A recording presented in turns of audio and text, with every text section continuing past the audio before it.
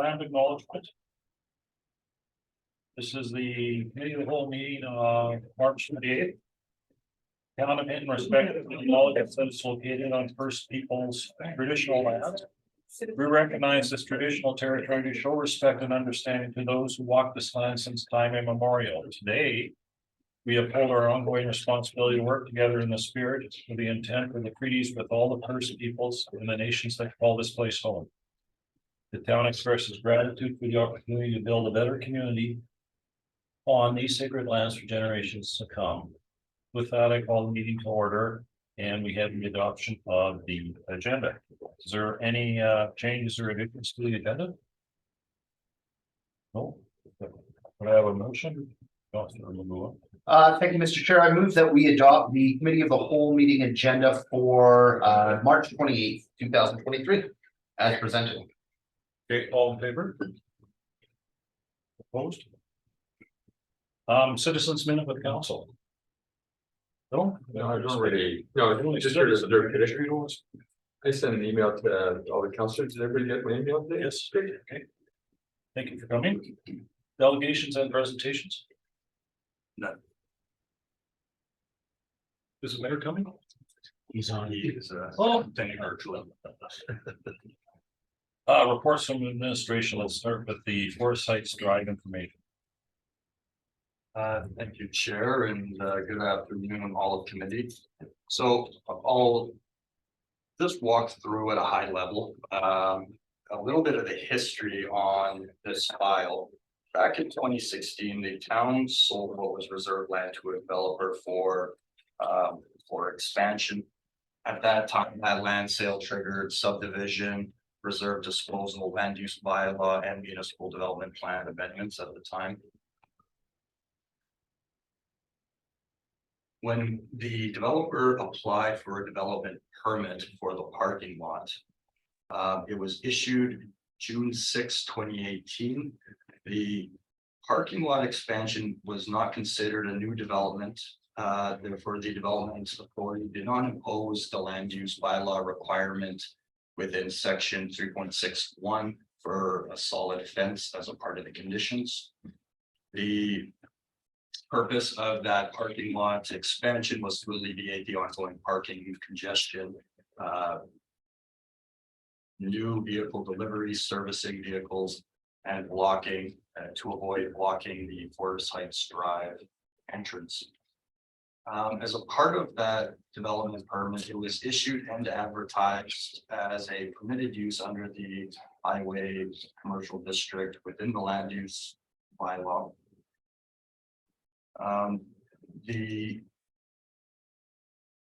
The parking lot structure was a permitted use. The retaining wall was a discretionary use according to our land use bylaw at that time. What we did is we rolled it up into one, and we considered it almost an all-encompassing permitted use. We advertised it as such.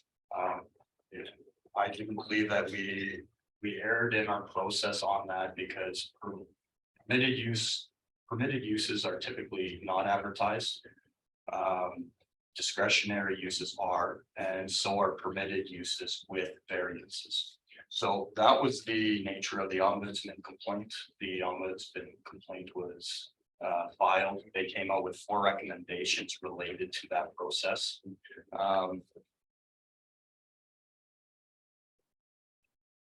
So I do believe that we made an error back in 16 related to the process.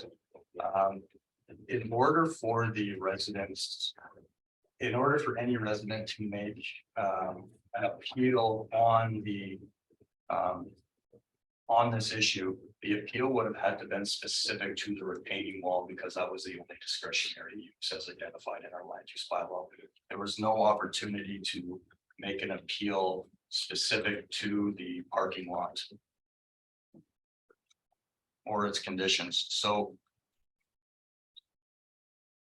and when you're making an appeal to the SDAB, that has to be for legitimate planning reasons. And as of right now, I don't believe, or I can't think of any legitimate planning reasons for denying a retaining wall on the property. And I don't believe that the error had resulted in a different outcome.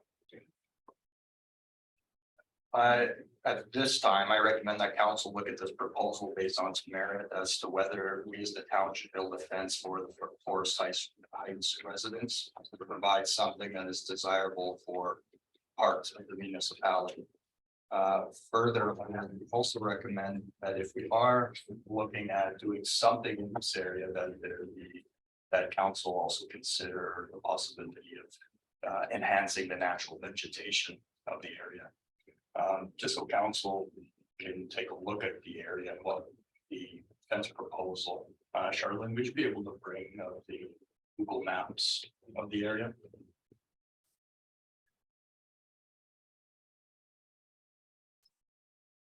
So if you can see running along that private fence along there, that's where part of the fence would go. And then if you look to your right, the fence would begin just to the right of that slow sign. If you can go to the next view. This is probably what I would consider the worst of the or the most direct view into the commercial operation from the residential area. So the fence is proposed to be built through here. I also think that could be improved through natural vegetation. I will say that as a part of the presentation, something that council should note is that since the photos were created and presented to council, administration's actually worked with the developer. We've addressed the light pollution by addressing the direct light from the commercial operation shining into the residential area. So we've turned all of those lights down to cut down on that light pollution. Since then, the commercial developer has also bought the house that you can see on your left. So that is owned by the commercial operation as well. That is by far the most affected landowner. That sits directly adjacent to the commercial operation. And the fence is proposed to go all the way to the end of that property. So with that, if there's any questions from council, I'd be happy to answer. Councilor McGowan. So my assumption is that as part of the development agreement, there was no failure at that point to sort of build a fence per se. And then I have a question to build on what's that. Through the chair, no, there's no fault on behalf of the developer. The developer has complied with all of the conditions that we've set on him. That file has been closed and we as a municipality can't go back on the developer. Part of the condition for the permitted use being the parking lot was to restore the natural vegetation on the slope and plant additional trees to cut down on nuisance stemming from the commercial operation being next to a residential area. May I follow up, Mr. Chair? So then in following up on that, and this is a question because I just don't know the answer because it involves a commercial developer. Seeing as there's a bit of a property boundary there between commercial and private, any wish to build a fence, is that not negotiated in the same way that it would be if Trevor and I were neighbors and one of us wanted to put up a fence that the costs are sort of split 50-50, that sort of thing? So through the chair, it certainly can be. And if it's not to say that the Forest Heights residents could not go to the commercial operation and say, we would like to build a fence, we'd like to split it 50-50. There's no obligation for either of them to do that. I believe that the position as of right now is that the developer has complied with the conditions. They've restored natural vegetation and this file is complete. And I don't believe that they're willing right now at this time to build a fence. At the time of development, that there was also practical reasons for not requiring a fence, being it is cost prohibitive for a developer, and it's also the nature of the slope. There was some there's questions as to whether that fence would last, and the heaving or the instability of the slope would be moving the fence around. Thank you. Councillor Race? Thank you, Mr. Chair. So to admit, was Mr. Woodley made aware of that this would be discussed at this committee meeting? Yes. He was. I have one more question, sir. Yes, go ahead. In all the reading I do, they talk about that tree buffer. And in this report today, the tree buffer, they're saying will be maintained at a 3-meter tree buffer. Have we done that? Or is that 3-meter maintained? Yes, yeah, that tree buffer is maintained, and it was a requirement for the developer to enhance we'll say the density of the trees within that buffer. Could I go back to the picture with the fence? So you said the fence was gonna go in a location that I thought was odd. Why did you pick in front of the house to put the fence, not behind the house? Through the chair, sorry, that was not my intention. The fence route is actually located on page 6, just to actually specify where it's going, but it is designed to go behind the house that is owned by that commercial zone. Oh, I see, it's the red. Yeah, yeah. Oh, that's what I thought that was. All right, thank you. Councilman Go. Thank you, Mr. Chair. Part of the presentation brought to us by our concerned citizen. I would say, you know, they brought forward their own concerns around stability geotechnically in that slope. Do we have any concerns around the geotech stability in that area the way it is right now? Through the chair to the members of the committee, so as a part of the retaining wall, and part of the reason that I said I don't know if there's any planning reasons that we wouldn't approve the retaining walls, because we did impose conditions on that being the retaining wall had to be engineered. A geotechnical on the slope had to be completed to ensure there was enough stability for the retaining wall to retain it, as well as conditions surrounding stormwater management to ensure that there was still adequate drainage, and any stormwater stemming from the property was to be retained on the property. Thank you, Mr. Chair. I'm good. This says that solid fence was a requirement of section 361. But it wasn't required because it wasn't considered a new development. Yes, through the chair, 2 members of committee. So on any new development, that was a condition, is that a fence would be a solid fence would be put up when there was a commercial operation adjacent to a residential area. But because this wasn't a new development, it was just an expansion of an existing, that condition was not applied. Yeah, I just my question is sort of related to that, like that's administration's interpretation, yet what we had is substantially raw land before that. Now we had trees, earth removed, we had a retaining wall put there, and that brought the residents closer to an industrial commercial development. So just would seem that would require a fence if that's what the bylaw said, because that's a pretty extensive change to the land that's nearby them. It's kind of a comment, I guess. Councillor Willarge. Well, I guess my questions to administrations in the same vein is how do we hang redevelopment of absolutely raw land as not a new development? And that would, I guess, follow through, then that would have required the erection of a fence. Is that not correct? If the dealership was actually to go on to that land with a parking lot, that would be considered a new development, and a solid fence would be required unless we decided for whatever reason that those conditions be relaxed. You know, in this situation, it wasn't considered necessarily new, but just expanding of the existing. So. And answer whether it should have been, you know, our interpretation, at least at the time, was that this was an expansion of an existing commercial operation.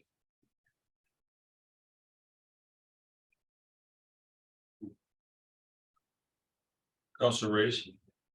Thank you, Mr. Chair.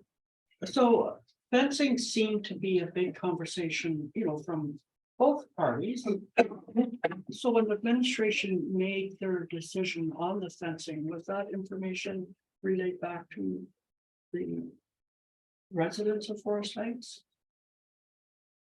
Through the chair, my assumption with that is that it would not have been, because it was permitted, a permitted use, and typically we wouldn't circulate or surrounding residents conditions of a permitted use unless they were varied. Thank you. Councilor Bill.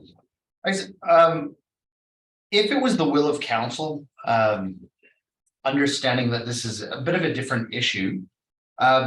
Is it possible that the cost of the fence could be approached sort of like a local improvement if enough landowners were in favor of seeing that solid fence be erected? Because, you know, in terms of the bylaw, the way it plays out, there's, you know, it wasn't part of the development agreement specifically.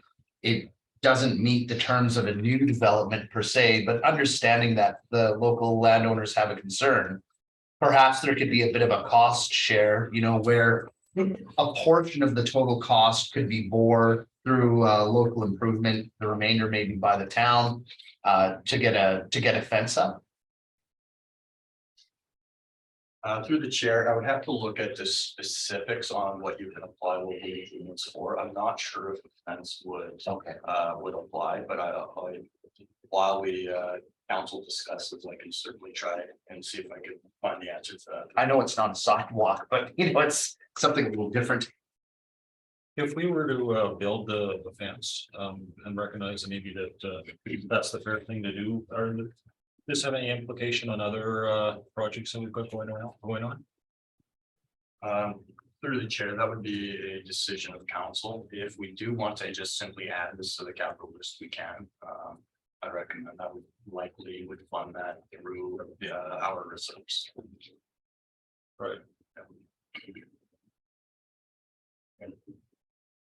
I'd like to hand over the chairmanship so I can make a motion. Who's that to now? I think it's used now. I actually have the list, if Mr. Chair, if I can check. Jen provided you with that.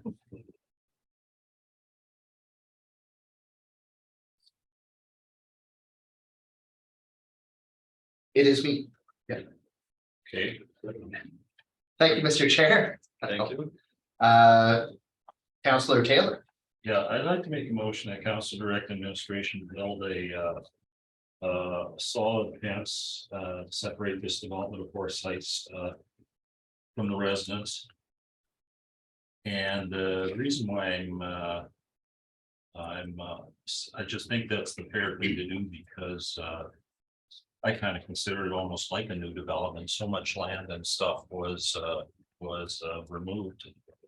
Trees were taken down and put them closer to the industrial development. And I think that's what sets this situation right. And I think we have I think over time, some of the trees have fallen down, and because the change was so drastic that a fence is a fair thing to do. That doesn't mean that like building a fence with my neighbor, like last year, we got together and we chatted about the fence, and then we each went 50-50. I know that the original developer is not responsible, but he may wish to help us out as well. Councillor Taylor, administration will want to get your specific wording. We are in committee of the whole. So I'm assuming your motion will want to reflect that it's brought back to a regular council meeting. That committee directs administration to, well, however, let's just get it out and then we can change it a little bit. Committee direct administration to build a solid fence, separate this development of Forest Heights from residents.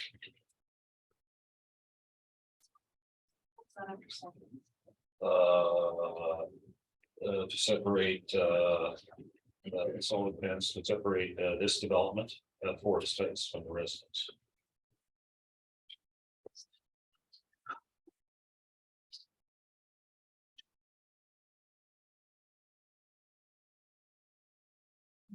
Forest Heights from the residents.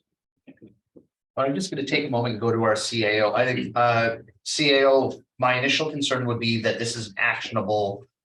Motion that's on the floor, but I think we have the flavor of what Councillor Taylor would like to be on the floor. In terms of a direction to either bring it back to a regular council meeting, that sort of thing. Does admin need any time to talk through what? A preferred version of this would look like?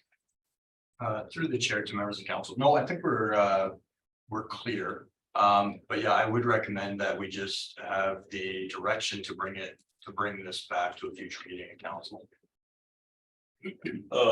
Yes, I'm not sure how to put that in, or that committee directs administration to build a solid fence to separate this development at Forest Heights resident. And that this topic be brought back to a regular council meeting for decision. Yeah, and through the chair, if I may, possibly that the committee directs administration to bring back options to build a solid fence. Oh, yeah, that'd be that right, then we can have a discussion on possibly how that comes to look. Yeah, that sounds fine.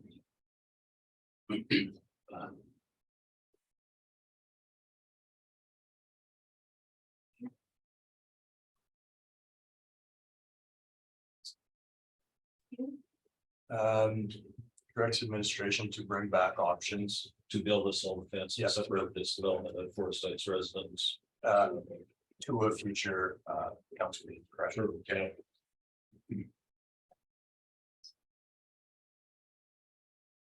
Councillor Taylor a chance to have a look at that when it's fully fleshed out?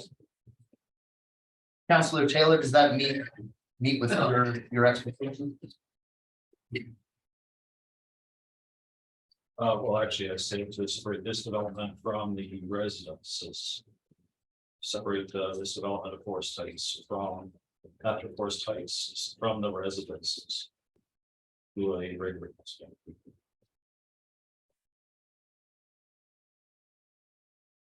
Yeah, that's fine. Was there anything else you wanted to mention in terms of clarification, Councillor? Just in this case, I think the change of the land was so drastic, that's why I think the fence is the fair thing to do. And I don't think it necessarily, I realize this would make us responsible for the fence. But doesn't mean we can't ask the developer if he'd like to share in the cost of that, much like I would ask my backdoor neighbor. We both benefit from the fence. There might be a sharing that way, voluntary share. Thank you. Councillor Rice? Thank you, Mr. Chair. So I don't know who to put this to admin or to Councillor Taylor. But when you say bring back options to build a solid fence. Would that be, we're gonna get information on the type of fence? Is it gonna be cement? Is it gonna be wood? The height of the fence, the cost of the fence? Through the chair, that's correct.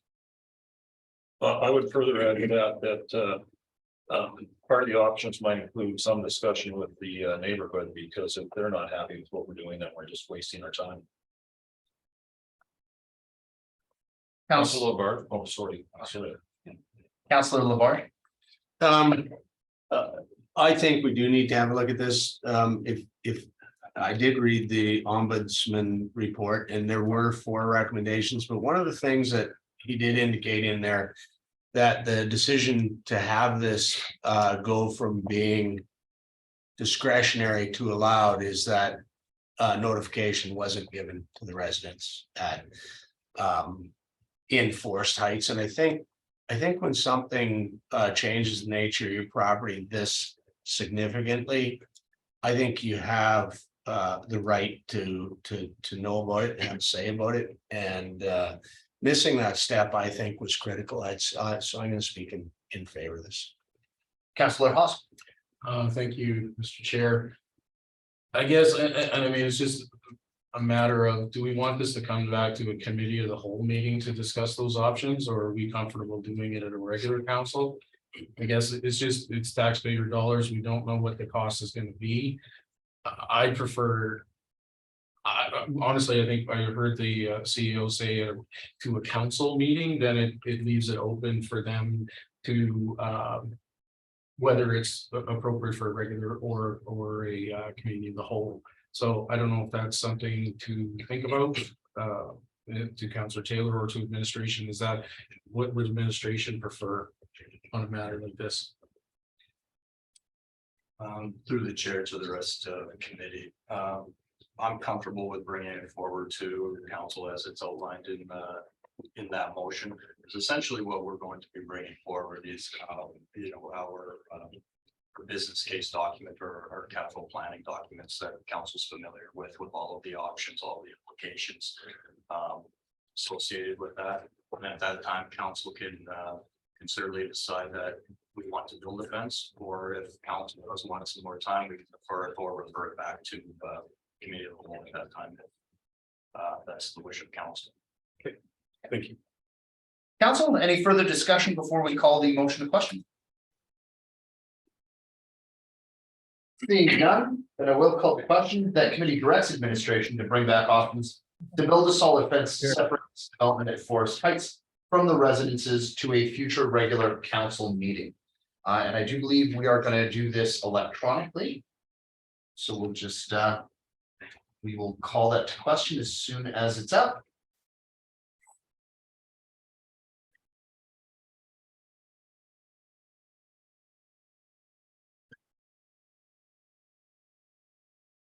Am I allowed to ask a question since the question has been called? We called the question. Sorry, Councillor Race. And you can vote electronically.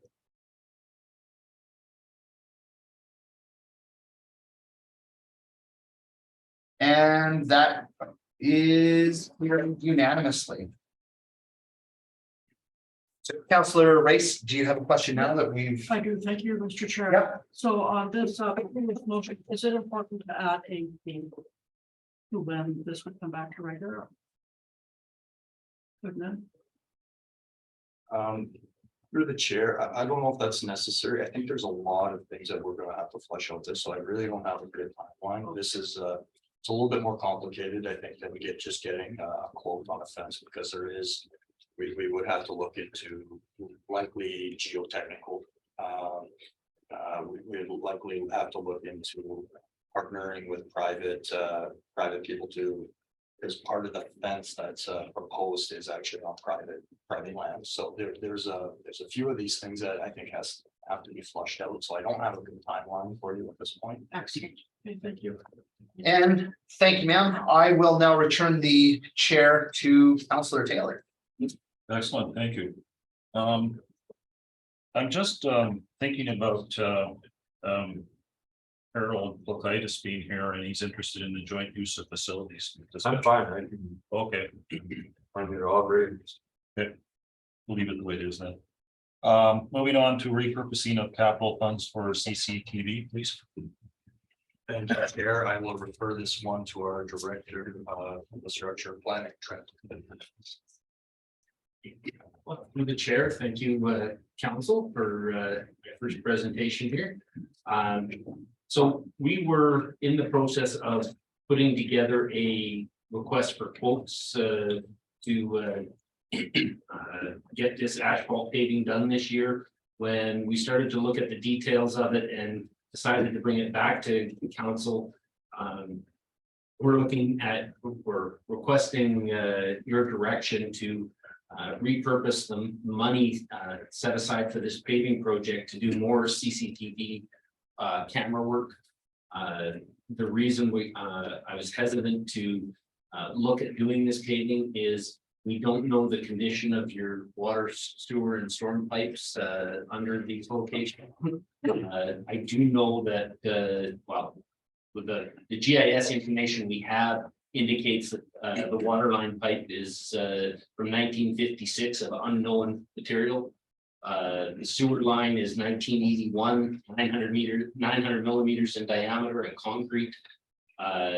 Another water line is 1981 and ductile iron.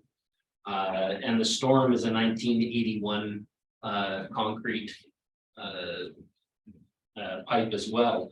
So if we were to do that paving, we would have to bring in big heavy milling machines. Following that, we would have to lay the asphalt, and we would have to pack the asphalt with big heavy double steel drums. And it's those activities that I'd be nervous of doing without knowing the conditions of the water and sewer pipes. So that's essentially why it's there in front of you. But also, if we take the year to get a better handle of our water and sewer condition in the valley area, I think that would be time and money well spent, so that we end up doing our most important projects. This may or may not be that when we get there, but that's what I'm asking for today, and I'm interested to hear your thoughts. Councilor Ross. Thank you. I appreciate bringing this forward, administration, because, yeah, we don't want to get into fixing and then having to dig up again. So I really appreciate it. I may have missed it, but what's the proposed cost? Because it was $330,804 originally for that area. The CCT, I see a number of $575.88. Is that? So that's the number based on what we paid last year. If we did all the pipes and all the sewer pipes in the valley. We think we'll get some economy of scale and possibly get a better price doing a much bigger project.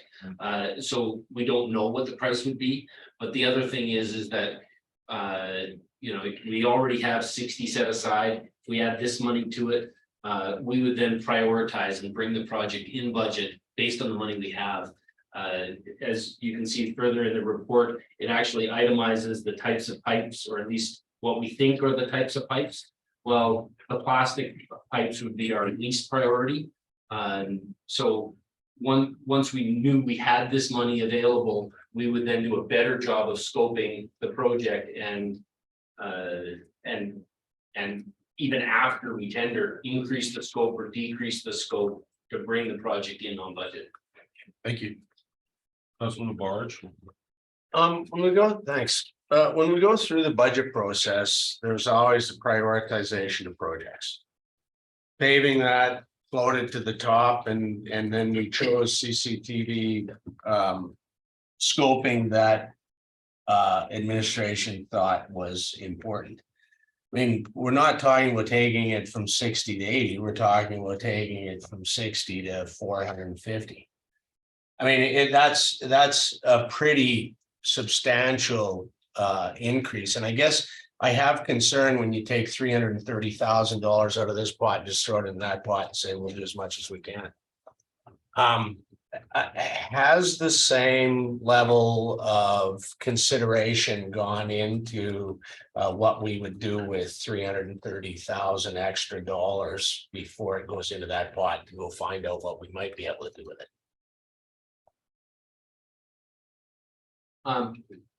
Through the chair, we haven't done that in great detail, no. But I mean, I'm very new to the job. It's I think my 13th day. So I can't wrap my head around all the priorities, but I certainly am seeing off the top that water supply and your sewer, and then all the pipes that go with it, are probably one of the top priorities that we should be looking at. And this particular project I saw as a superficial fix. Certainly there are bad ruts there. The logging trucks are pushing it out. You know, it's not that this wasn't needed. It's needed, but I just question on whether or not we were doing the right project. And I was kind of fearful of the project. So that's why we thought, you know, we kind of want to get a good master plan going, a 5-year plan and a 10-year plan. I think that's one of my priorities that I want to see us do.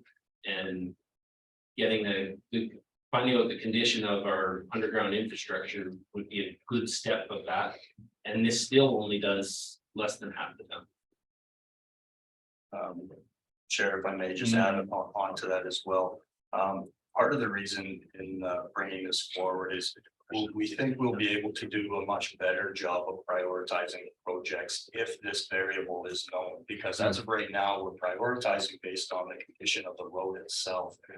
Where, you know, there's also an unknown aspect to our underground infrastructure right now, because if we know that you know, our sewer pipes in certain areas are in terrible conditions and we're gonna need to rip up the road.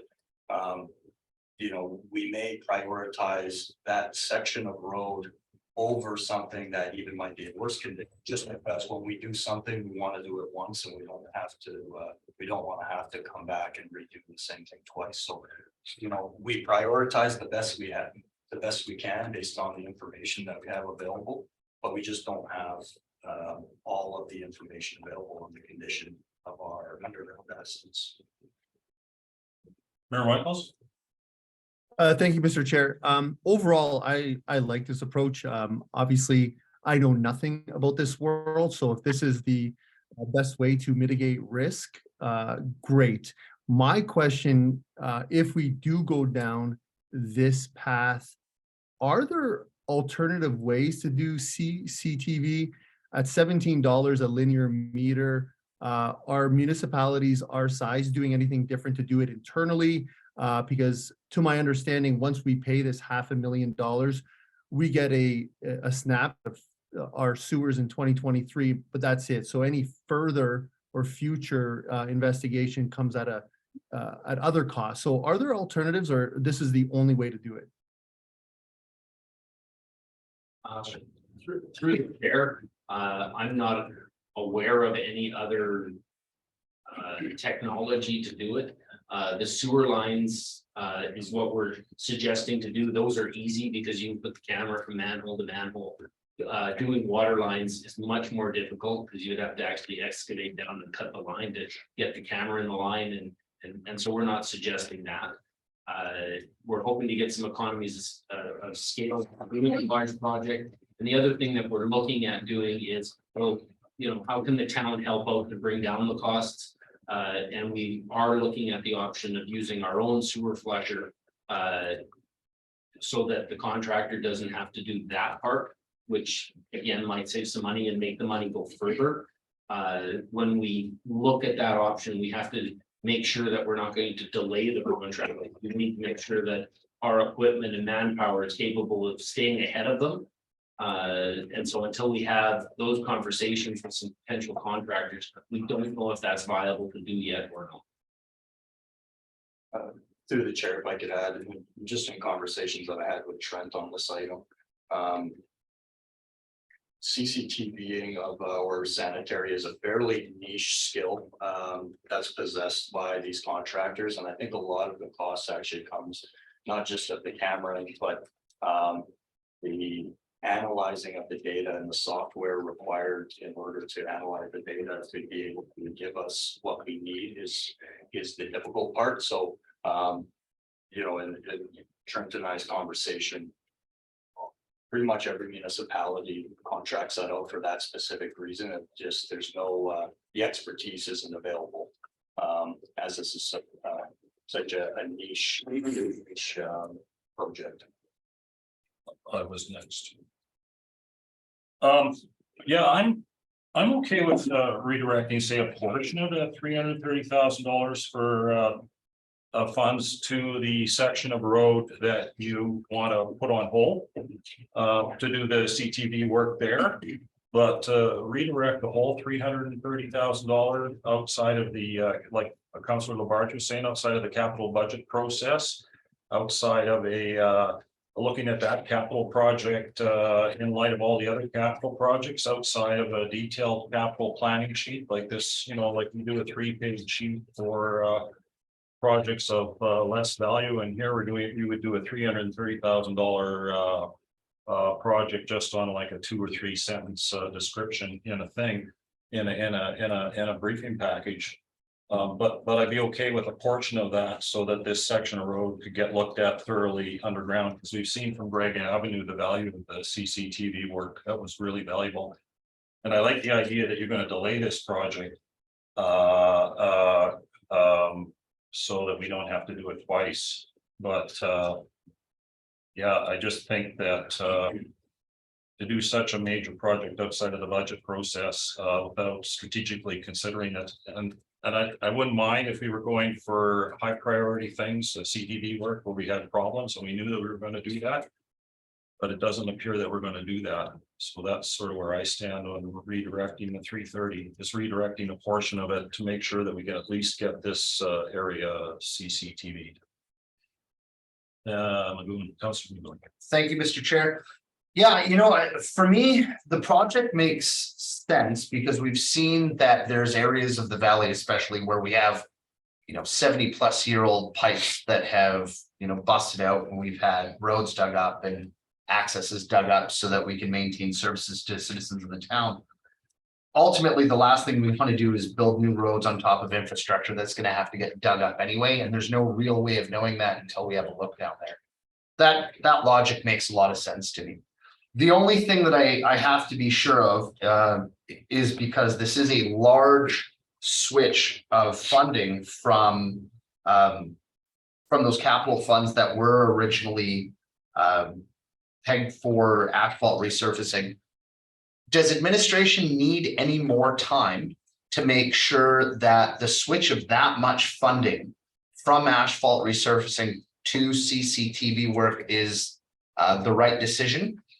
Can council provide you with more time to make sure that absolutely that's what we need to do? Or are we at that point right now where it's like, no, this is a good decision? Because again, anytime we look at these, our budgets, these sorts of decisions about how much is going into asphalt resurfacing or how much is going into CCTV work, yeah, it's part of the budget, but I don't have the professional expertise to say that's the right number or that's the wrong number. It's not my specialty. So does admin need any more time to get a hold of that, or are we fairly confident that, yeah, this is a good decision? Through the chair to the rest of the committee. We're confident in this approach. I don't want to look at the budget as putting us in a straitjacket. There was another issue that, we also wanted to take another look at the design specific to the Switzer Kelly intersection. We had looked at, I believe it was a mill and overlay project. We also want to take a little bit of time specific to that project to look at whether that is the right design or whether we should be looking at a concrete apron just for that specific area. So we also wanted to take some extra time to look at the design. We're perfectly confident in the logic of, these things don't have to happen this year. In my conversation with Trent, it's not a liability issue of the conditions if they do need to be done. But I don't see any issues in delaying them for a year. Taking more of a wholesome look at our infrastructure to make sure that we're doing the right thing. That would, however, mean that these don't get completed this year, but the CCTV, we don't have a long-term plan on how long we are going to be allocating this 60,000. I imagine that we were going to be allocating 60,000 for quite a while because we need to get a much better handle on the condition of our underground assets. So instead of doing a little bit every year, the logic behind this is that, let's do a bigger project. Let's do it now. Let's make sure that we can have all the information available to us to make sure that we're making the right decision on the paving and all the other decisions. Back to you, Mr. Chair. You want on the queue?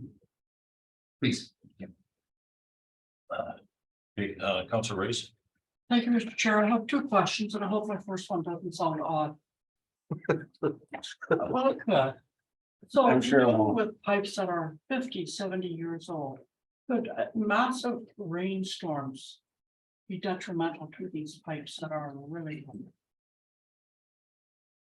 To the chair, that's a good challenging question. It would be hard to say no to that because could is a pretty wide open thing. I would say that we don't know if there's any blockages or buildup in the pipes, and so to me, it's more of pipes might not be flowing at capacity to handle large rain flows because we don't know their condition. whether or not a rainstorm would damage them. Sure, there's probably a potential, but I wouldn't say a high one. That answers your question. I just have a quick. Go ahead, please. Yeah, so I'm just thinking, the pipes after, 60 years may build up with plaques or whatever pipes build up with internally. And if it's the concrete, they could be, pieces sloughing in and then that causing stuff to back up. Yeah. Yes. And my other question is, are we seeing more and more water loss or leaks or fixes that we have to do in the valley? Through the chair, that's a difficult question for me. I've toured the water plant. I've seen what our current water usage is, but I have no reference point to know how that compares to your previous stuff. I can tell you that we are using a lot more water than provincial averages. So our usage is high. But we really don't know whether that is from usage or leakage. We also have a large number of bleeder valves, which are necessary here to keep the lines from freezing. And so that causes a large amount of additional water usage as well. So all those things combined, we don't really know how much is coming from each of those problems. Okay, thank you. Councilor Labarge. I think the usage is for my neighbor who washes his driveway twice a week, so it's the, Thank you for that But- comment. Next. but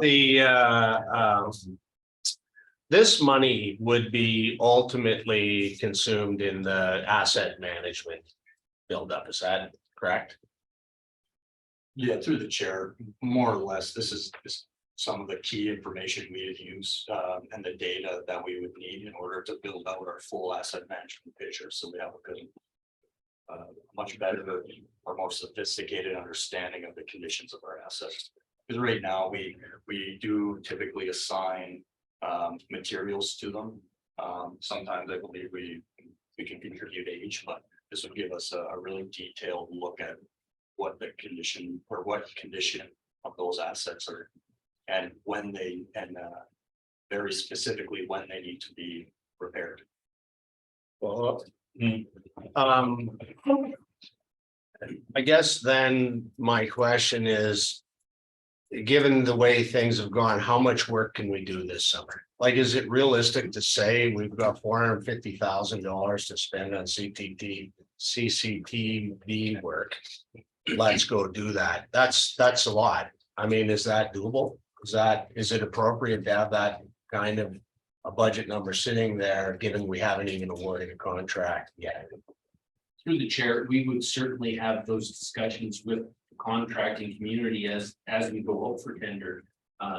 If we thought there was a capacity problem and we were going to see high bids because of that, we would scale it back. Obviously, we don't want to put out a project that can't be delivered or that is going to be delivered and cause us a high price. So we would have those conversations with some potential contractors before finalizing the scope. Thank you. Have you spoken on the topic yet? Can I go to you because you haven't spoken on the topic? I put my hand up, but I don't know where I'm in the queue, but, Oh, well, I was gonna make a motion, but I didn't want to make it Oh. until you'd spoken. oh, thank you. No, I was planning to too, so that's okay with you. But no, I've listened to everybody and I've listened to administration. And basically, I guess where I'm at, we've never done this. This is a new thing that we started, and what we saw at Greg Avenue is concerning, and the concern is that the rest or majority of our community could be in the same state. So I mean, and the fact that it is building our asset management and prioritizing the different areas in the future for where we need to focus our attention to asphalting.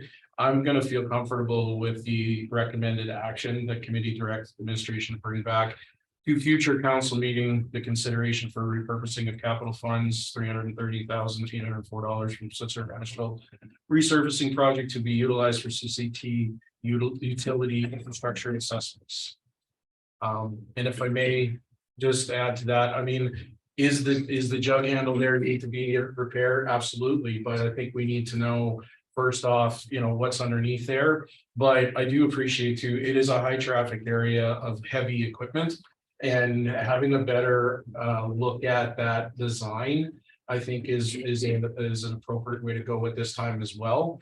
And I've looked at other areas and in other communities with high traffic areas and the damage that does, to that asphalt. So if we can get the appropriate whatever design there to give us some longevity for the future there, I'm all for that as well. So thank you, Mr. Chair.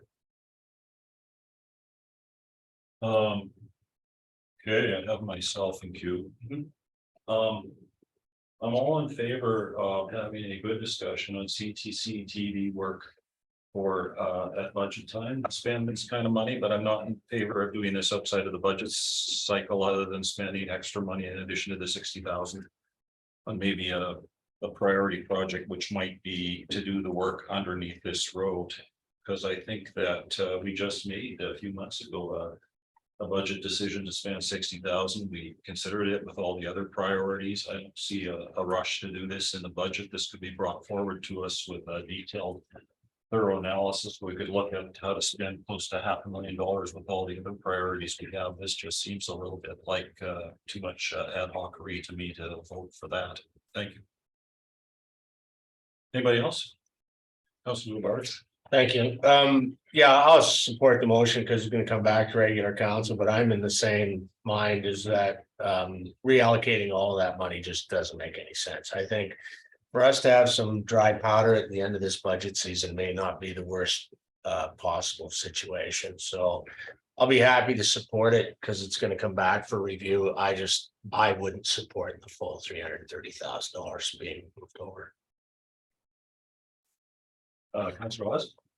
I guess my question then to administration, and I hear my fellow councilors, I mean, this is a big switch over, but again, I think we have to consider this, for the future. But anyway, is it administration's intent coming back to our regular to maybe give us some different options with, because there is no date on it, so I'm assuming, we need a little bit, administration needs a little bit of time to put together some sort of report to give us an idea of, what would X amount of dollars get us and X amount of dollars get us, so that, we have a better idea where those dollars are going. And if we were to decide to say, hey, I want the full amount, we only want this, is that something the administration is preparing to bring to council? Through the chair to the members of the committee, yes. So look, we will provide options as well at regular council, as well as more details specific to how much we believe we can accomplish. Mayor Michaels. No, I'm good. That answers my question. Thank you.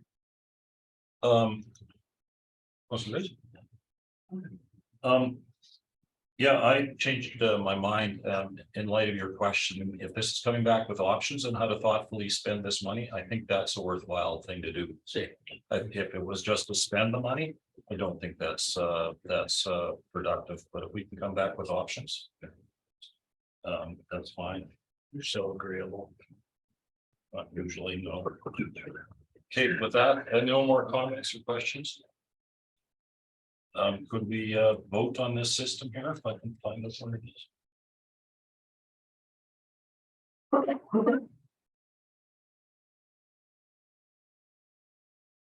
Oh. There's somebody's supposed to.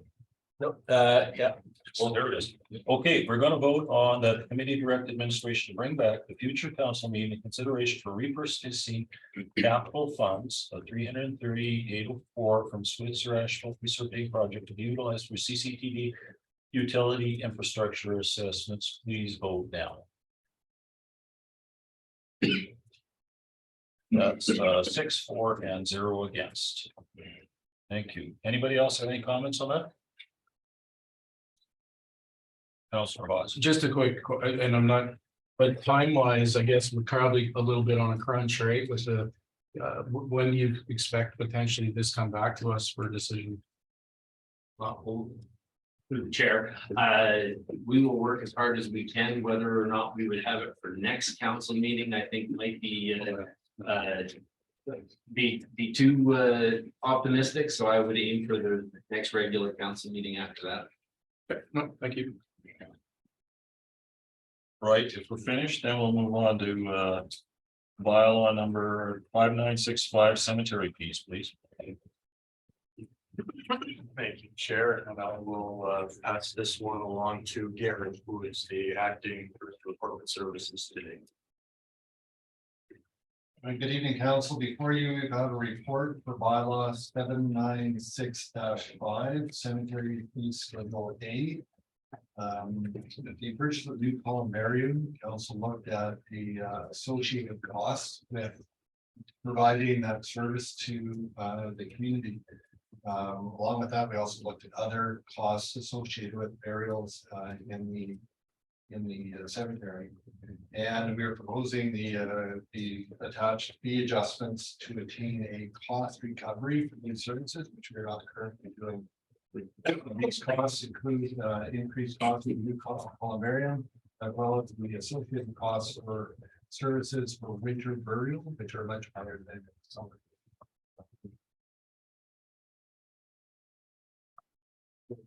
That's the report. If there are any questions. Thank you. Any questions? Councilor Labarge. I guess if we're going by cost recovery, which would be in. For such a necessary service, probably a good thing to do, but I mean, I think our capital cost in that columbarium is $60,000. 60 units in there at $1,700, that's $102,000, so a profit of $42,000 selling those spots. How do we, is that just to offset other costs? How did we come up with numbers like that? What's up here in there? I believe there's also associated costs of the columbarium for installation. And like the cement pad that's going underneath it. There's also standard plaque that's included with for the $1,700. That accommodates two cremation remains to go in there. So that's included in $1,700. Some information with respect to that.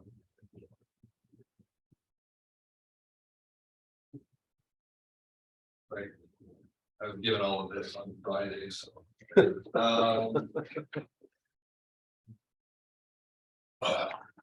Yeah, all of that information, but it's included with all of the cost of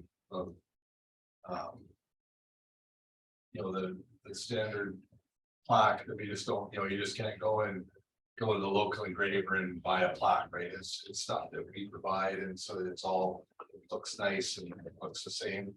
And that's some of the increased costs over what just the actual location within the columbarium is. Okay, so there was a process we went through for each one of these line items. Okay, thank you. Through the chair, possibly a question, but I do believe that we've looked at operating costs specific to that as well. Yeah, there's some aspect of what it costs to have a staff member go and place the remains in the columbarium. So through the chair, I believe the first opening is free, and I believe that the second opening, if required, is an additional 100 or so. We do have to have staff to go there and to open and to be there for the ceremony, just to be the keepers of that as well. My concerns were similar, that the capital costs are recovered at $900, that leaves $800 to buy a plaque to open it, which is more money than it costs to pick a grave. Just seemed like a lot of money.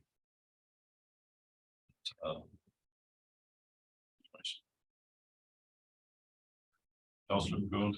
I'd like to move the committee direct administration to bring bylaw number 796-5 cemetery fee schedule A to a future council meeting. And if I could just speak to it, Mr. Chair, please. Yeah, and there was some similar concerns I had between the pricing. Generally, what I saw when I looked at attachment to the cemetery fee comparison, the biggest change appeared to be the differential between winter and summer. And then also the increase or how that shifted between the urn burial as a sort of a question there, but I mean, at a high level, I understand there's gonna be some cost comparisons that gives council a little bit of time between now and when this comes back to regular council to ask some specific questions about what some of those operational costs are. But I'm at a high level, I'm comfortable enough to move this on to another regular council for a final decision. Thank you. With any comments or questions? So I will vote.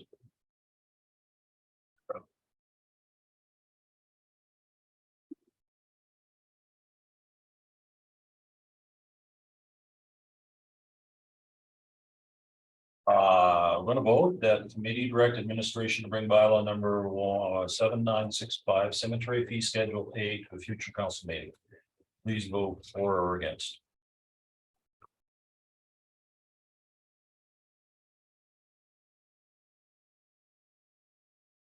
One of you still has to vote. I don't have it. Up yet. Would you put your hand up if you're for? I'm for. Thank you. That's 6-4-0 against. Okay, any other questions or comments, Councilor Race? Thank you, Mr. Chair.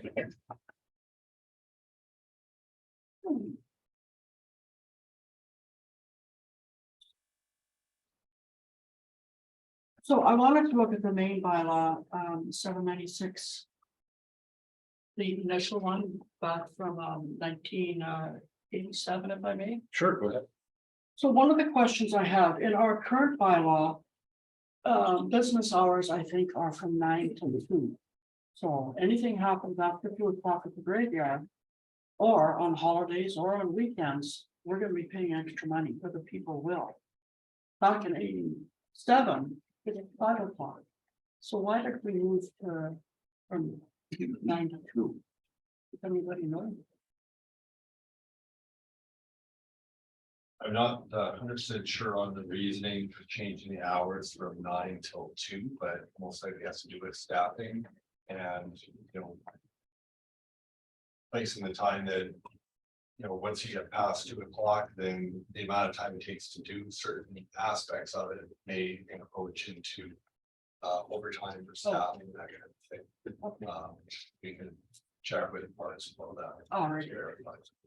And another question I have, on page 8, G, it says, no person under the age of 15 is admitted unless they're accompanied by an adult. Which seems almost archaic. So I just wanted to ask about that. Good man.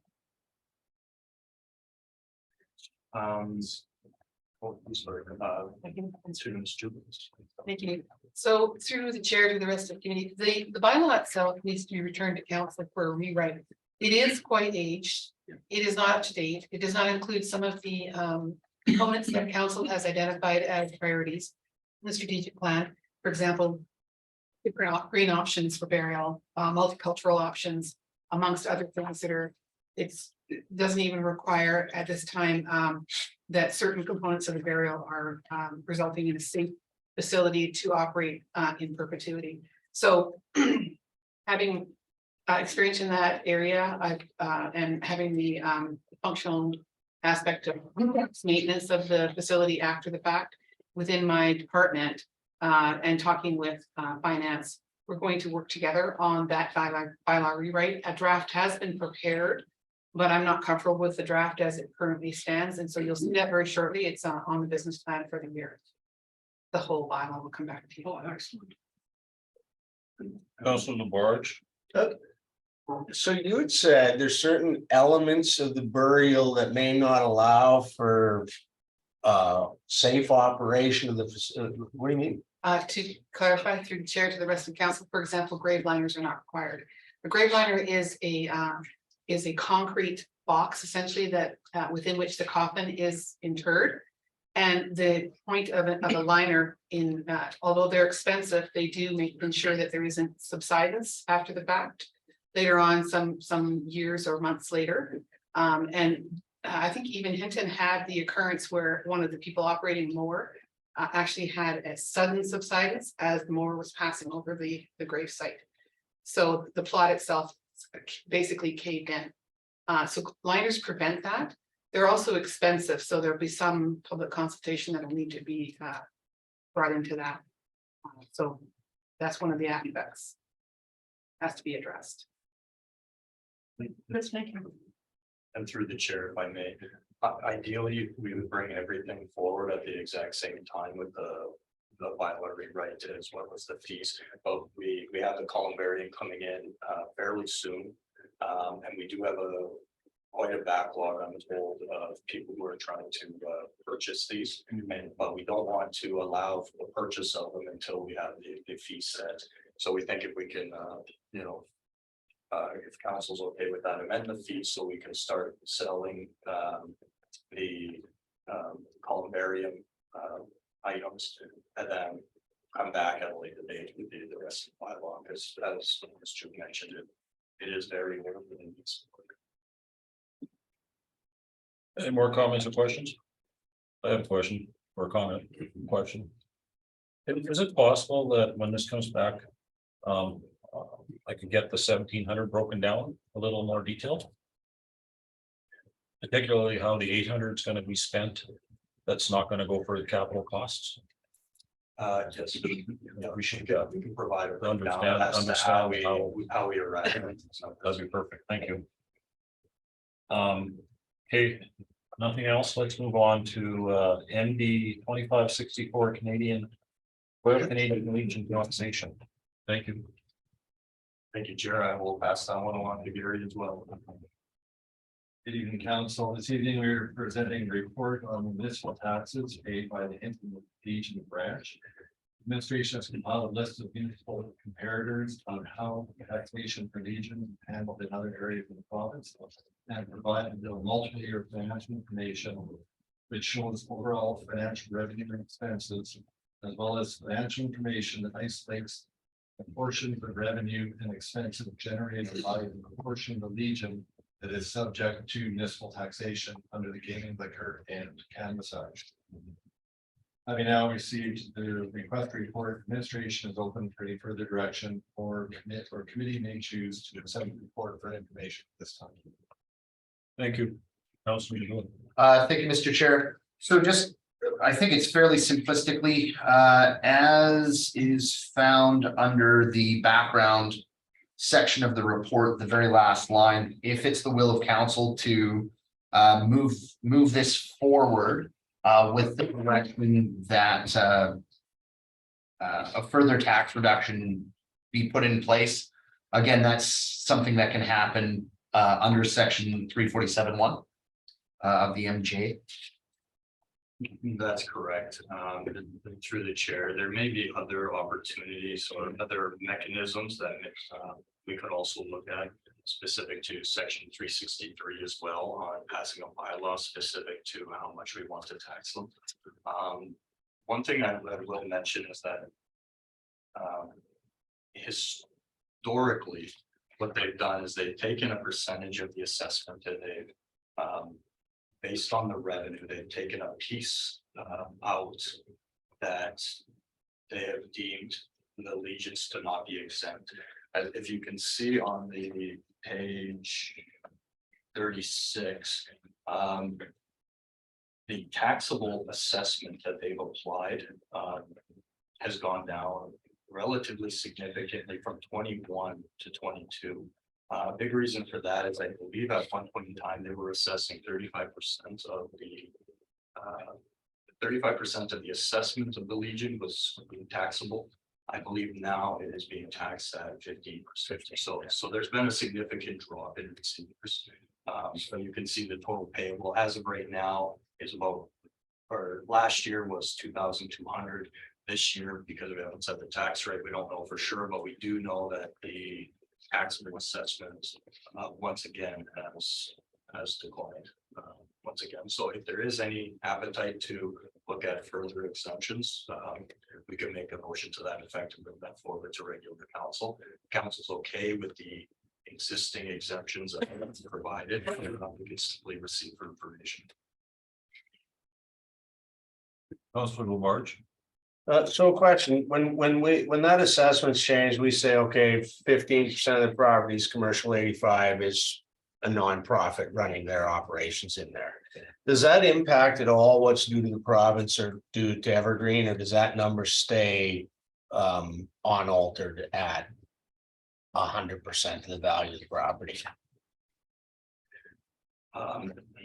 Through the chair, no, I believe that the requisitions being applied are based on the percentage of the taxable assessment. Okay, I'd like to make a motion. He's in queue. Well, yeah, okay, so you're next, right? We'll see how it goes. I would like to make a direction that committee refer this matter.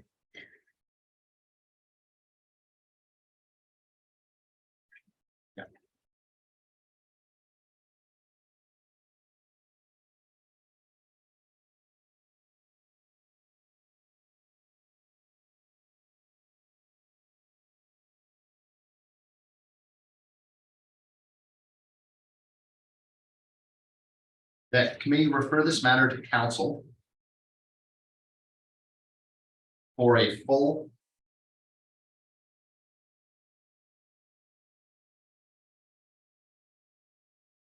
taxation reduction in alignment with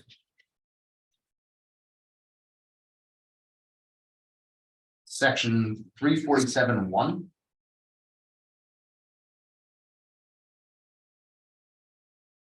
of the MGA.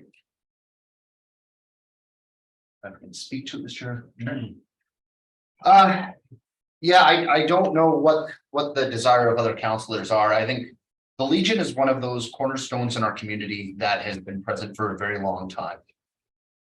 It is deeply connected with the service of our veterans and other service members from other branches, emergency responders, police, fire, ambulance, those sorts of things.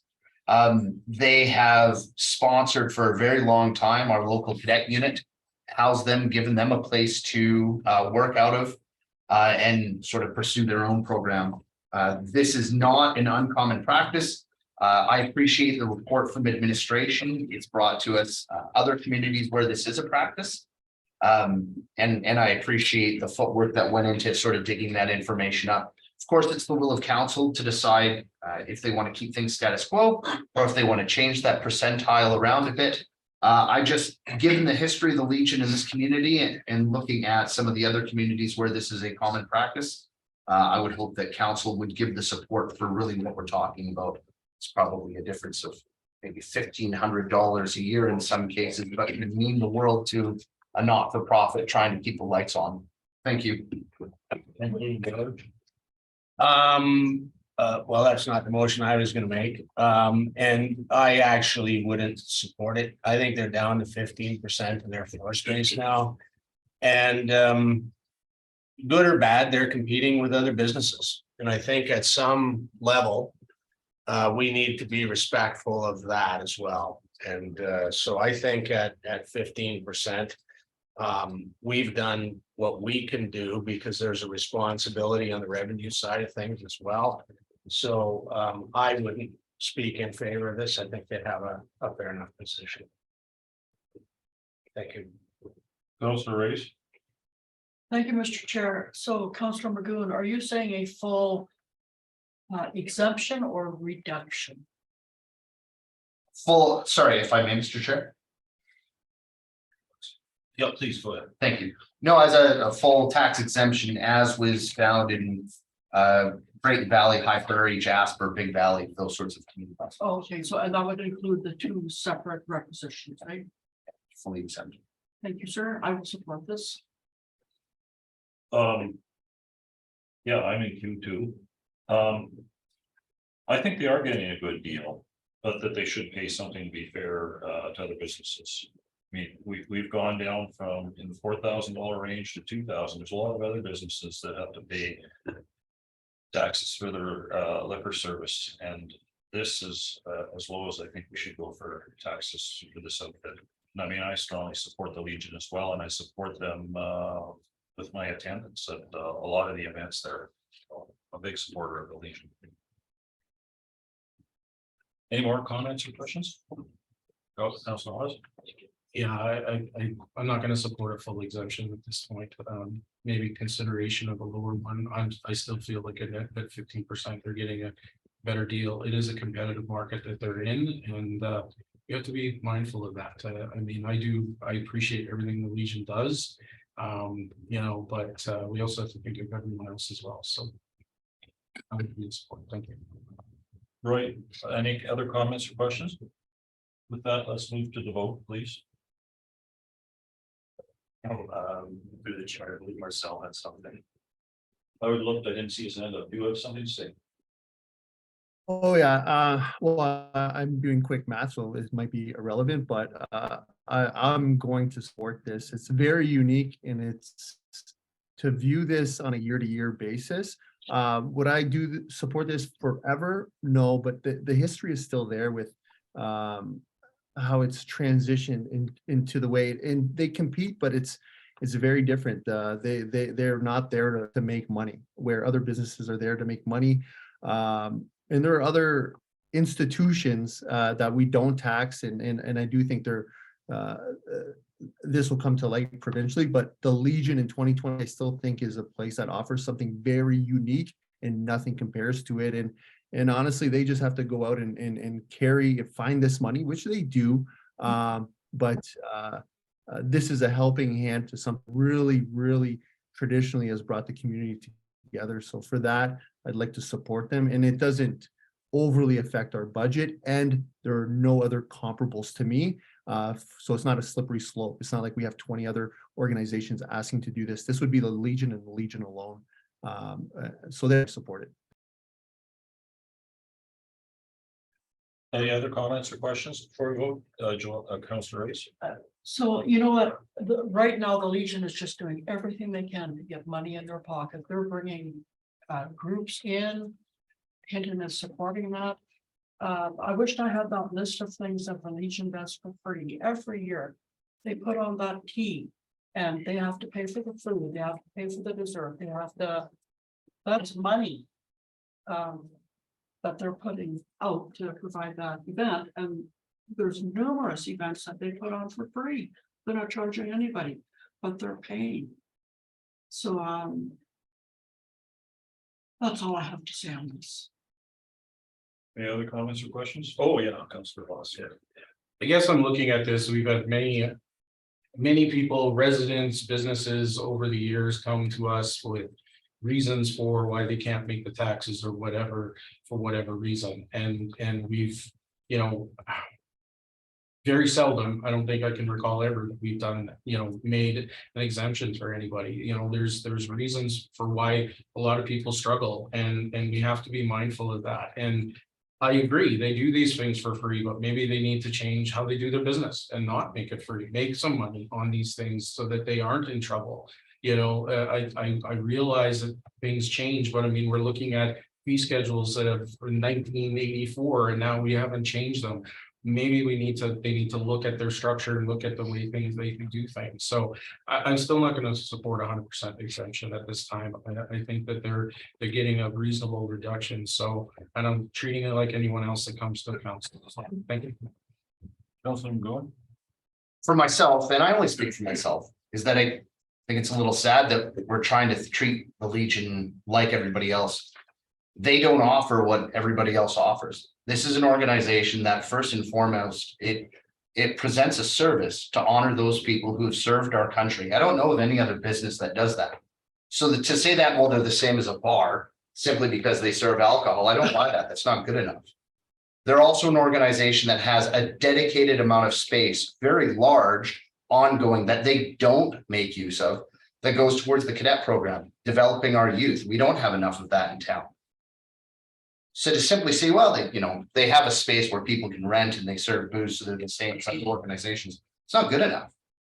We have to determine, is this a town that wants to foster that kind of community development and guarantee that we have that kind of space, or just say, well, we'll leave them to the, the wills of the free market and see if they can hack it. It's not good enough for me. So that's fine. I mean, vote how you will, but if they face hard times down the road, and this is potentially a crutch for them. And let's face it, when you're a not-for-profit, the difference of $5,000 a year, that's a big deal. That's personnel. So that's all I have to say on the matter. Okay, any other comments or questions? With that, we'll proceed to the vote.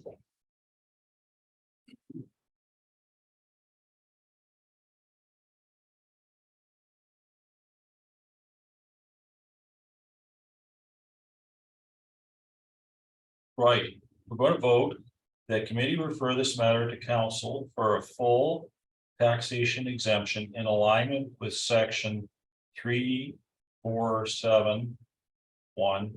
of the MGA. Please vote for or against. Thank you.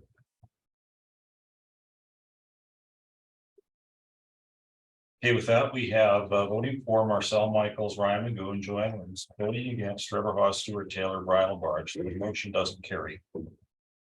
Was there any other comments, questions, or motions? Councillor Labarge. I would, do I move the committee accepts this? Yeah, I guess I move that the committee accepts, this report of MD 2564 Royal Canadian Legion taxation as information. And if I can make comment, I don't like when our discussions get argumentative, but at the end of the day, I don't think they've been treated just like a bar.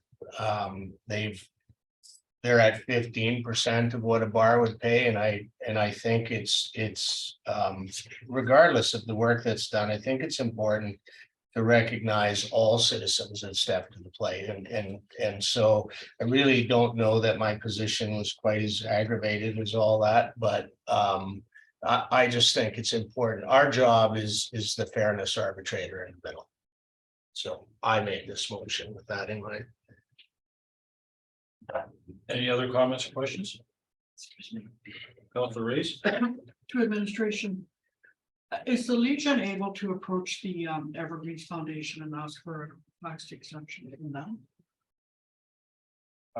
Through the chair, no, they wouldn't be able to request exemptions from different positions. Thank you. Okay, I'm good. Right. Okay, no other comments or questions, then we'll proceed to the vote.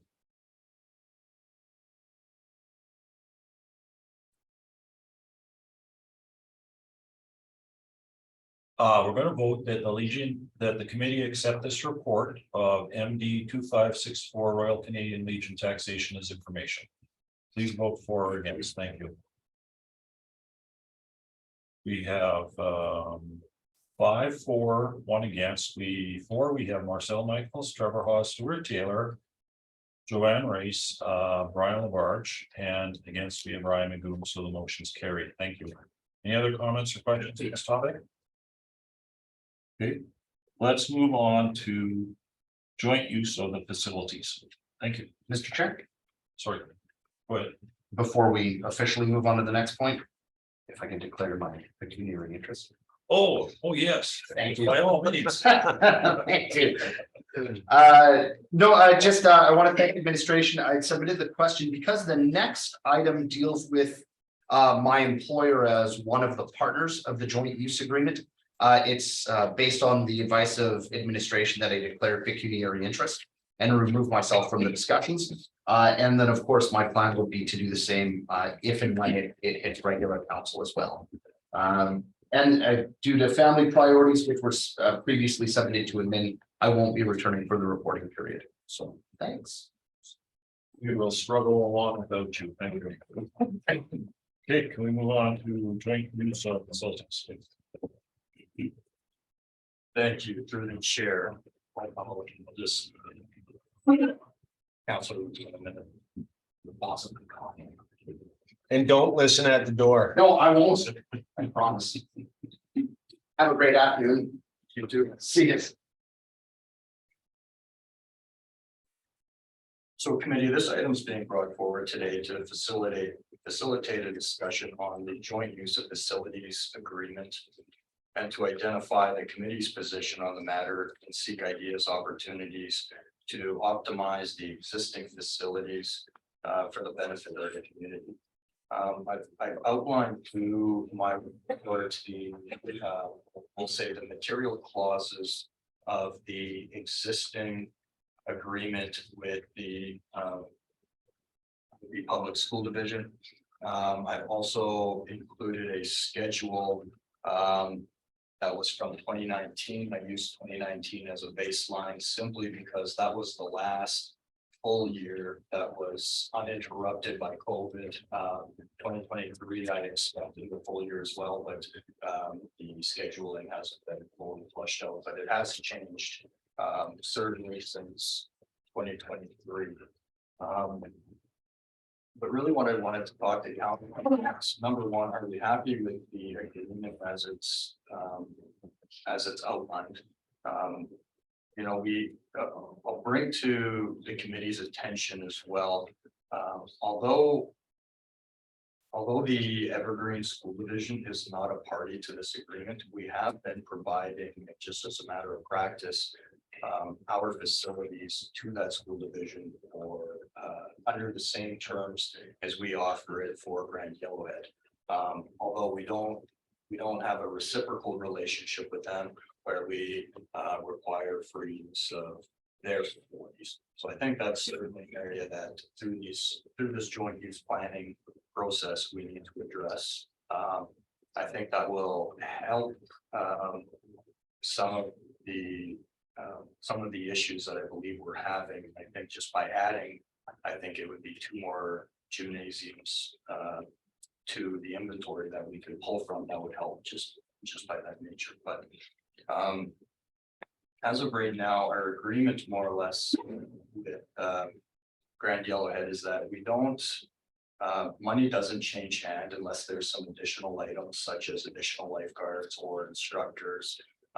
But we offer free use to the school for our facilities, and in exchange, the Grand Yellowhead School Division offers free use of their facilities as outlined in this agreement. So the normal availability that is outlined through the agreement, I think is adequate. I think the part of the issue isn't the availability that's outlined through the agreement, but I think it's the availability that's being provided to us in practice, which is a big part of the problem. You know, we have not been able to book the school facilities on weekends, for example, although that is outlined in the agreement as normal availability. There's some issues around in talking to the school division. There's some issues around the scheduling of the custodial staff that is preventing us from, I think, accessing the full availability as outlined in the agreement.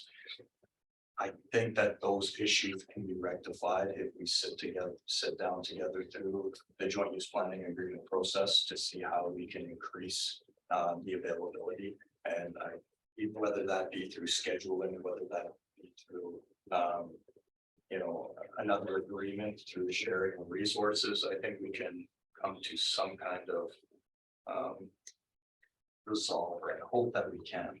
But really what I'm bringing this forward to the committee is to provide your comments on, do we believe that as of right now, we're receiving an adequate amount of availability through the schools?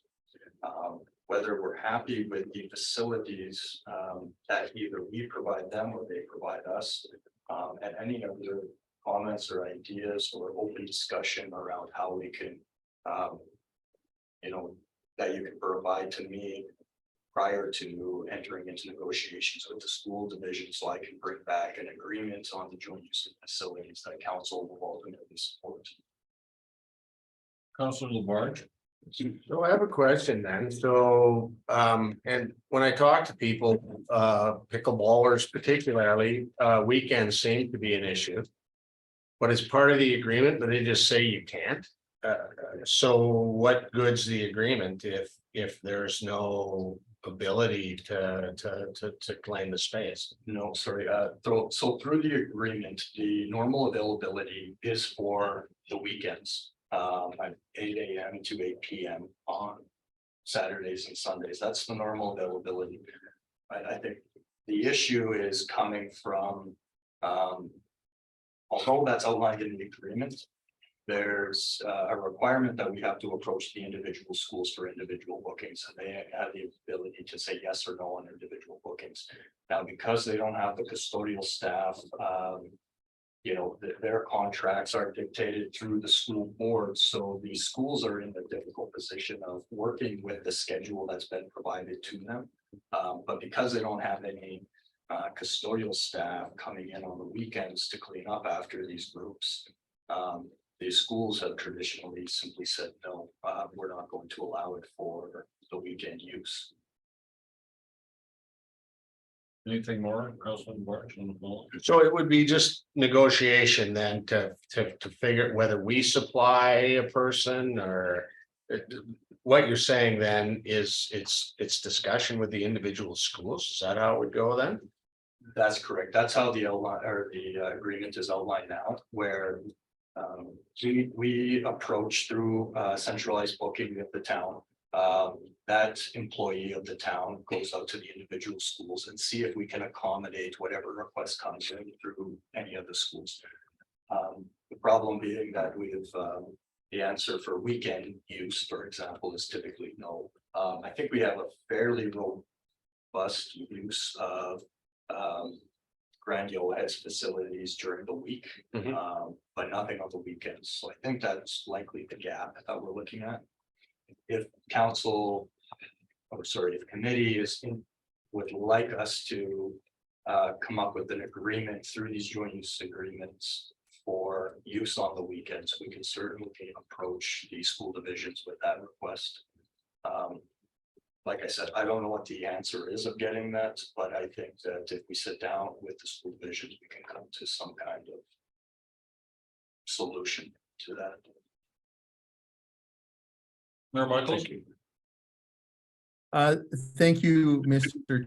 Chair. I'd like to put forward a direction that committee provide consensus for administration to work with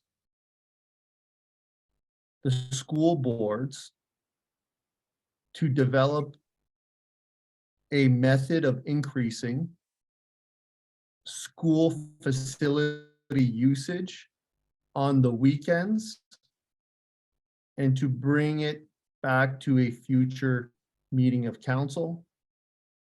And if I may speak to that, Mr. Chair. Go ahead.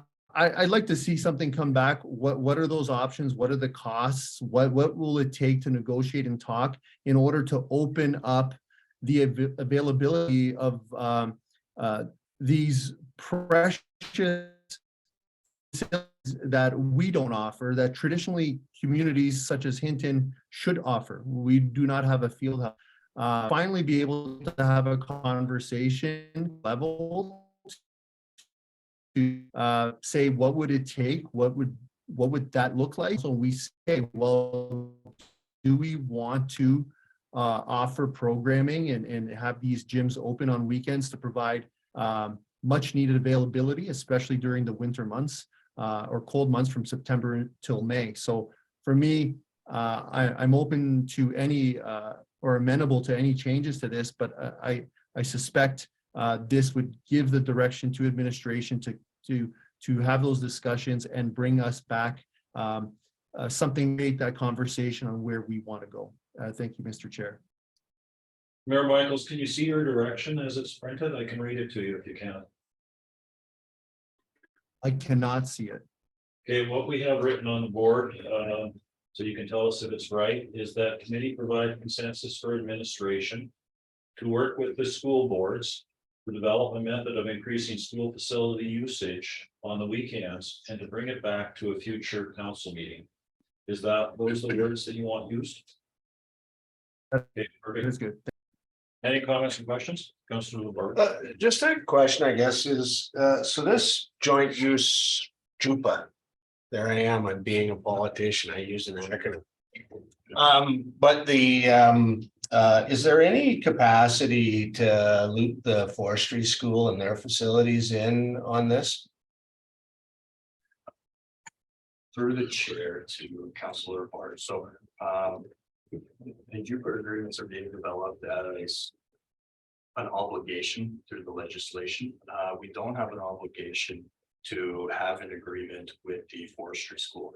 That doesn't mean that we can't or we shouldn't, but I guess for a matter of prioritization, my priority is to try to get these with the Grand Yellowhead and Evergreen first. You could certainly look at the forestry. It was my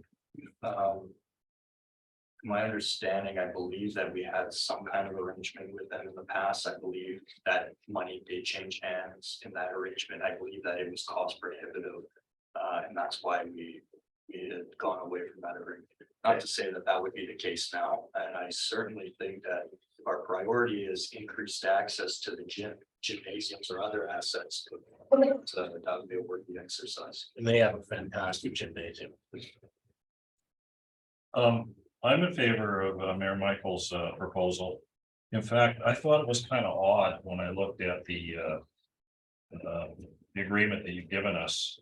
That it says under fees and costs that any activity that requires the facility owner to provide instructional services or additional staffing resources shall not be covered by this agreement. So there we go. The cost of an extra janitor is not covered in this agreement. So it seemed odd to me. Then that seems to be the biggest sticking point. What happens on weekends and it's not covered in this agreement. So this motion will take care of that one way or another. There has to be some sort of agreement that everybody follows. And whatever the cost is, we figure that out and we sort that out, not just leave it outside of the agreement so people can say no. And through the chair, and that's been the big stumbling block is, the individual schools are provided the hours, they're provided the contracts for the custodial staff, and they don't really have an ability to amend it. So I think if we are to address it, we're going to be addressing it from the proper channels, and that's to start at the top with the school divisions. And then those directions and that type of agreement can flow down to the individual schools. But I do agree, I think that the agreement is, the agreement was, I believe, adequate. I think in practice, it's difficult. This agreement that I'm bringing forward also expired back in 2015. It's never been re-upped, but we've made we'll say a handshake agreement or to just continue to operate off of that agreement.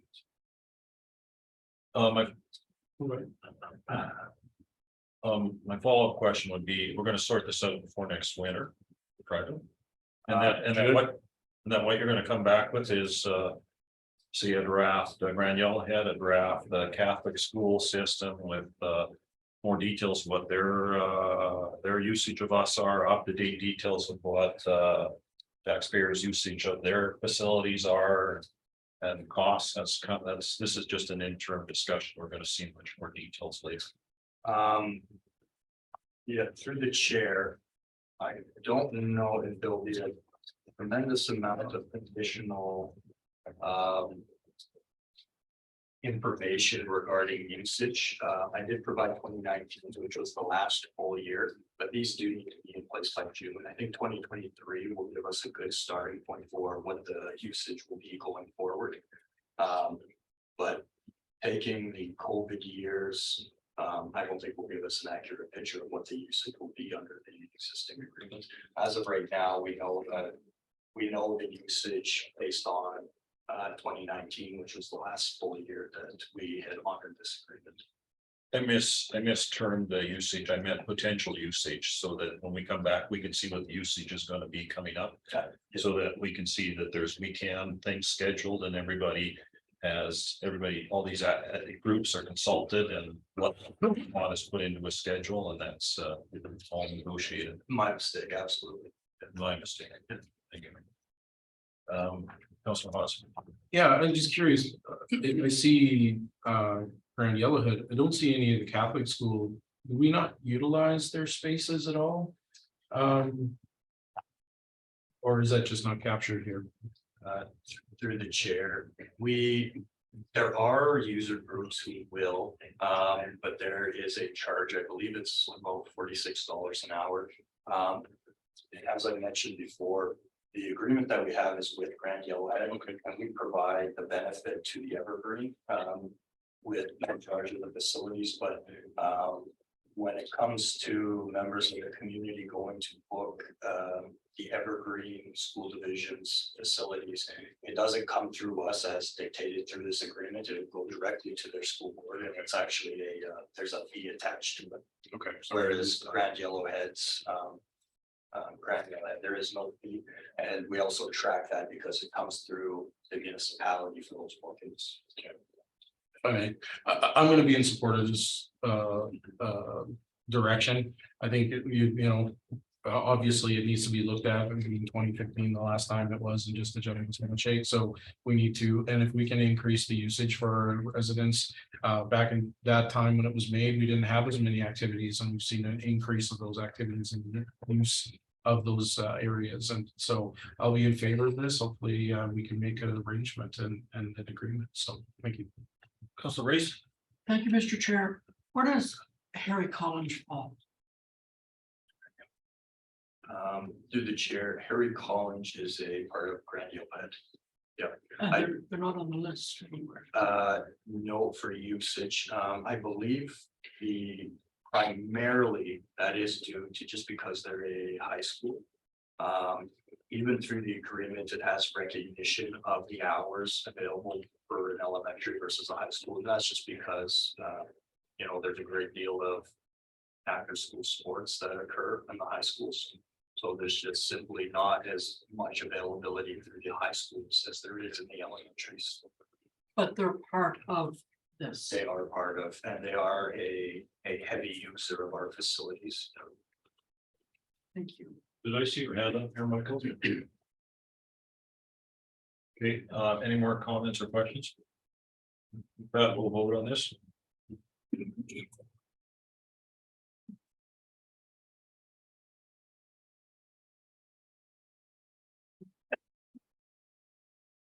Okay, we're gonna vote that committee provide consensus for administration and work with school boards to develop a method of increasing school facility usage on weekends and to bring it back to future council meeting. Please vote for or against.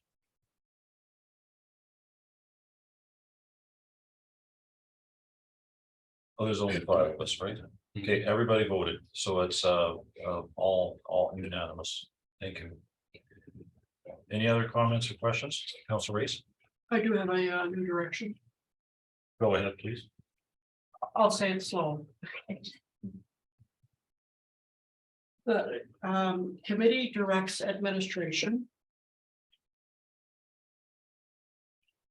to expand extended use to include food and fashion study areas. And that's where Harry Collins will come in.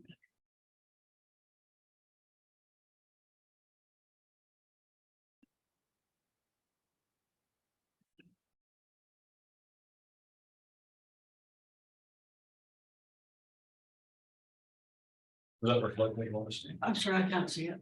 You want me to read it to you? Sure. All we have is that committee directs administration to expand extended use to include food and fashion study areas. Okay, thank you. May I Let's speak speak to to that, it, please? please. Yes. And so when I look at this list, I see basketball, pickleball, badminton, karate, really good stuff. But we have people coming to our community who have left a lot of stuff at home. They would like to sew, they would like to can.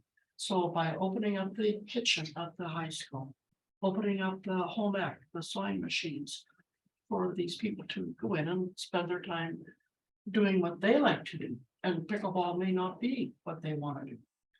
So,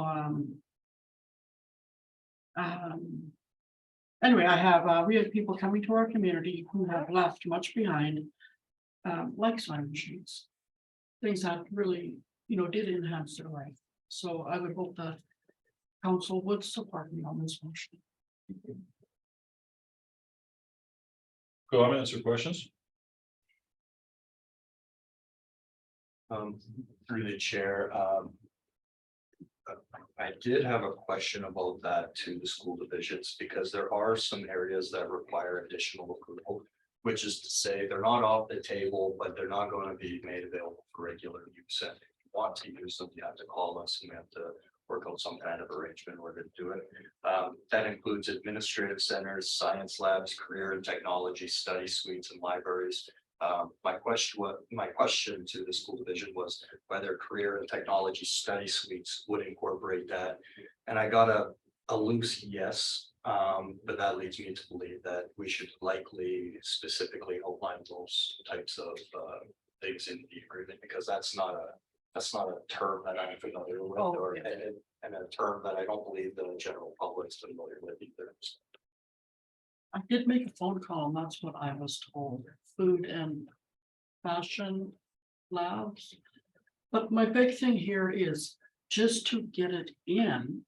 And then when you have the meeting and they say, you know, that's just not gonna fly, then I guess it's not gonna fly.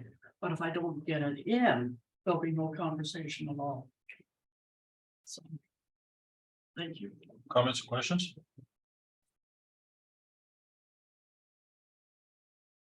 Okay. My only comment would be, sounds like a good idea. Sounds like a good idea. Thank you, sir, very much. If we could, no comments or questions, let's vote on it.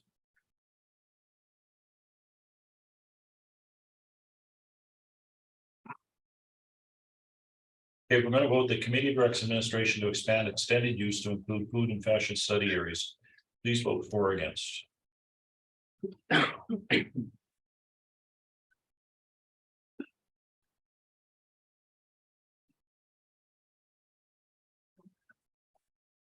Joanne, could you raise your hand if you're for? Thank you.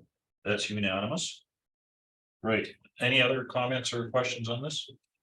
Did it pass? Yes, I go have ahead. one more question. Please go ahead. Good man, what do we do with our arenas in the summertime? Through the chair, I believe we have those available for rentals, for user groups, for a number of different things, I believe. I don't know if we've, pickleball's been in the, you're wrong, so, pickleball has been in, I know the daycare is a user, but user groups can rent our arenas in summer when the ice is taken. Okay. And we have. Yeah. And one issue at the arena is the floor is super slippery. It's like high polished concrete and there's been a lot of falls, a lot of people injured. Myself included. But so it's you know, it's an option when the weather's really bad, windy. We have gone there quite a bit, but the big thing is the winter hours, because we have the outdoor courts. And it's a lot of people just find it too dangerous. Thank you, sir. Right, I have one final question that's related to the Evergreen. Do we have to make a motion that we include them in the, like, it seems odd that we're only making agreements with one school district and the other one's being out of it. Doesn't really mean explained, but the intention is to proceed and try to make an agreement with both school districts, and whatever is the issue, we resolve it. Yeah, through the chair to the rest of the committee. We're obligated to get these agreements in place with both. Lots of the information that I've presented today are specific to Grand Yellowhead, just because that's the only agreement we've had in place for the existing practice. But any direction that I've been provided today, I'm going to take that as direction to negotiate with both of the school divisions. Perfect. Any other comments or questions on this topic? Oh, he's not here. The mayor has left us temporarily. He'll come back the next meeting, I'm sure. With that, we're on to the reporting part of the meeting. So we're on to council reports. So let's start with Councilor Labarge. Thank you, Mr. Chair. I have absolutely nothing to report. I've been recreating all week. Excellent, thank you. Joanne, Councilor Elise. So I only have two things to report. First thing is an apology. I did miss my museum meeting last week. I don't know why I missed it, but I did. And the second thing I have to report is last night I attended the contractor meeting at the library and I thought it was very well attended. I think there was 12 to 15 contractors there. Very good support from the town. I have heard really good things from people who were there. And I did write all this down, I can't find it. To me, it was very, very sincere with the town saying, we really want to work with contractors. We really want to get a list going to see what you have, what you can do for us. And it was really good, really good. That's it. Councillor Hawes? I have nothing to report other than my regrets. I wanted to make it last night, but was not able, so. But I'm looking forward to maybe getting some information from it. That's all I have to report. I have nothing to report. CAO. Thank you. My full operational report will be provided at the next committee meeting, but I will share that we have been approved for the NRED grant. That grant was specific for trying to cost share for the metal silhouettes trail connectivity phase 1 and the Green Square historical sign. We had applied for 50% of the project. Everything together coming in at 120,000.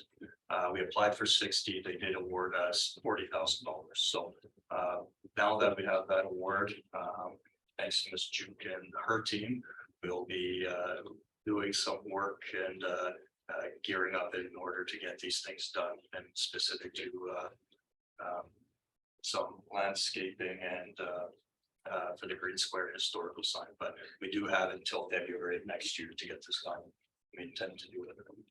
Outstanding. NRED, what's that stand for?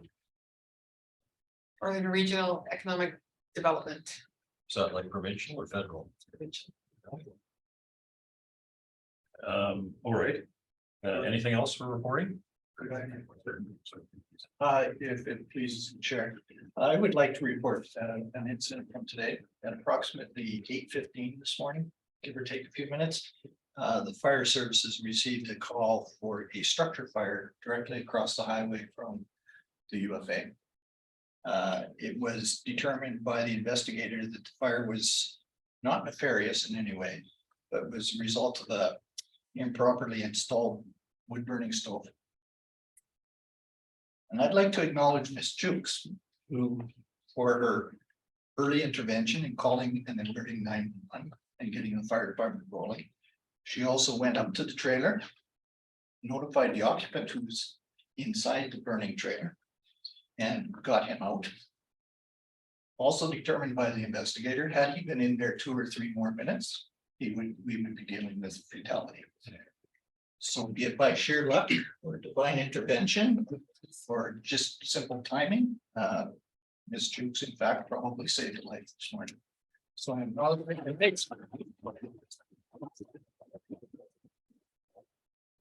Very But she excited. was late for work this morning. I'm sure she made it up at the end of the day. That's all right. Thank you very much. Thank you. I have a question for the fire chief, if I could.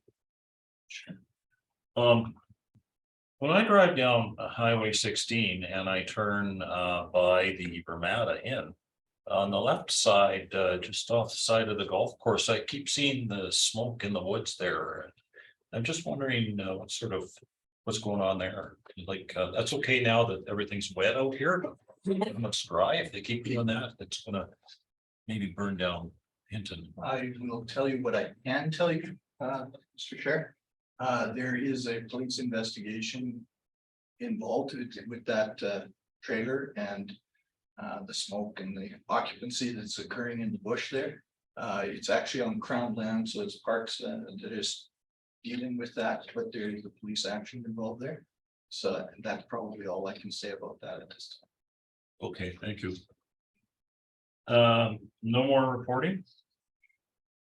Councilor Lamarche. Just an operational update, I guess. I was out with my family and couldn't cross over the bridge, so that's under construction. How's the timing?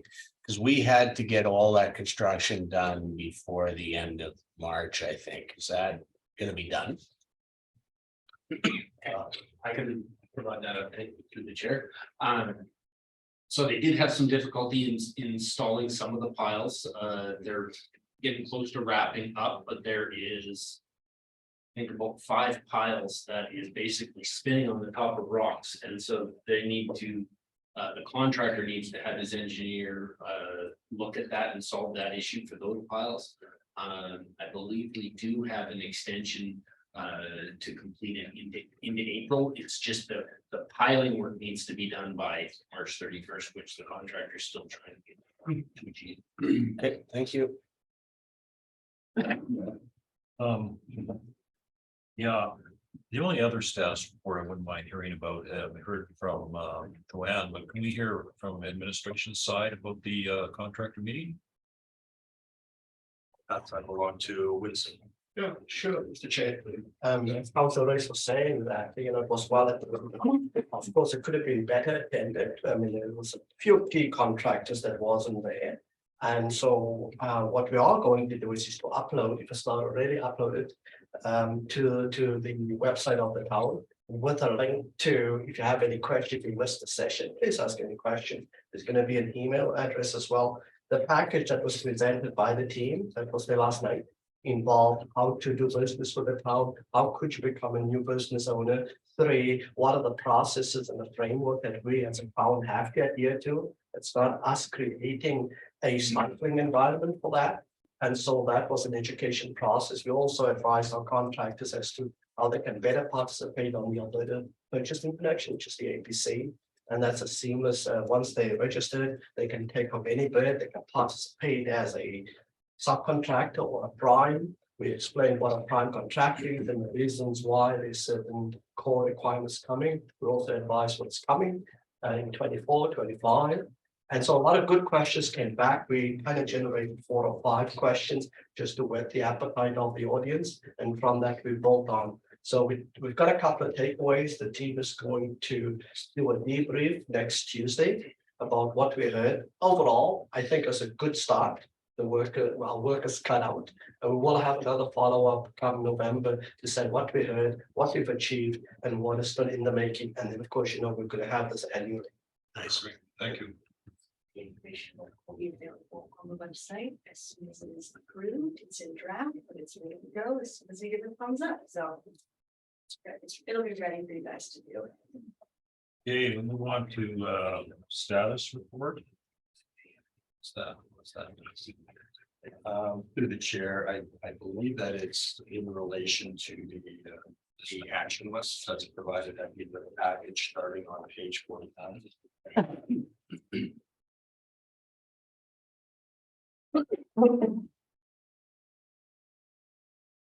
The administration is available to answer any questions that council or may have. The council at large. Well, the very first one on the list, and I've asked about this before, and so 2031, I'm not sure what it is, but it's on hold, and then there's a note that possibly we should rescind this motion. So, I mean, my experience was doing this to 20 or 30 of these all at one time was a bit arduous. So is that something we should look to rescind? I don't even know what it is. It was before this council was elected. Yes, through the chair. I think we can have some time and possibly at the next committee meeting. I think SLT should take a close look at all of these different items and just determine what is still relevant and what isn't. We have knocked off quite a few items, so there's only a few of these lingering ones. And I think that we either need to get these done or we need to rescind them. So, but I'd like to take a closer look on that particular item. But if there are any recommendations, we can come forward at the next committee meeting. I'll commit to doing that.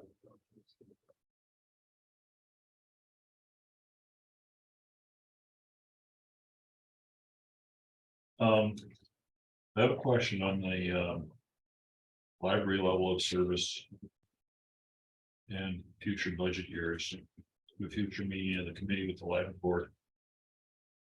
Was the intent for us to have like pre-council meeting before we meet with the library, so we could figure out what our joint position is before we show up at the library? Will that be scheduled? And say a committee meeting? Through the chair, yes, we certainly can have that discussion. Yeah, we can put that in for a future committee meeting. I believe, Deb, we've been talking with the library boards for a meeting. Have we booked that yet? Yeah, through the chair to the rest of the committee. Yeah, it's booked for June, and I believe it's the 14th off the top of my head. 19th, there we are. Yes. Board member will know. Yeah. So do you need a motion to book, because it seems like a good idea that the council figure out what we want to, what our position is before we show up. Through the chair, we certainly can. We could have a motion to that effect. That'd be helpful. We weren't going to book, we weren't going to do that.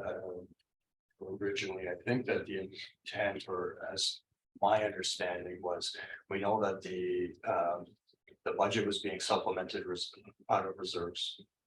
We know that come 2024 budget, it's either going to be a reduction in services or a increase in the required positions from the library, and wanted to know which one it was, what their plan was, and the information that we required in order to make an informed decision on what we wanted to do.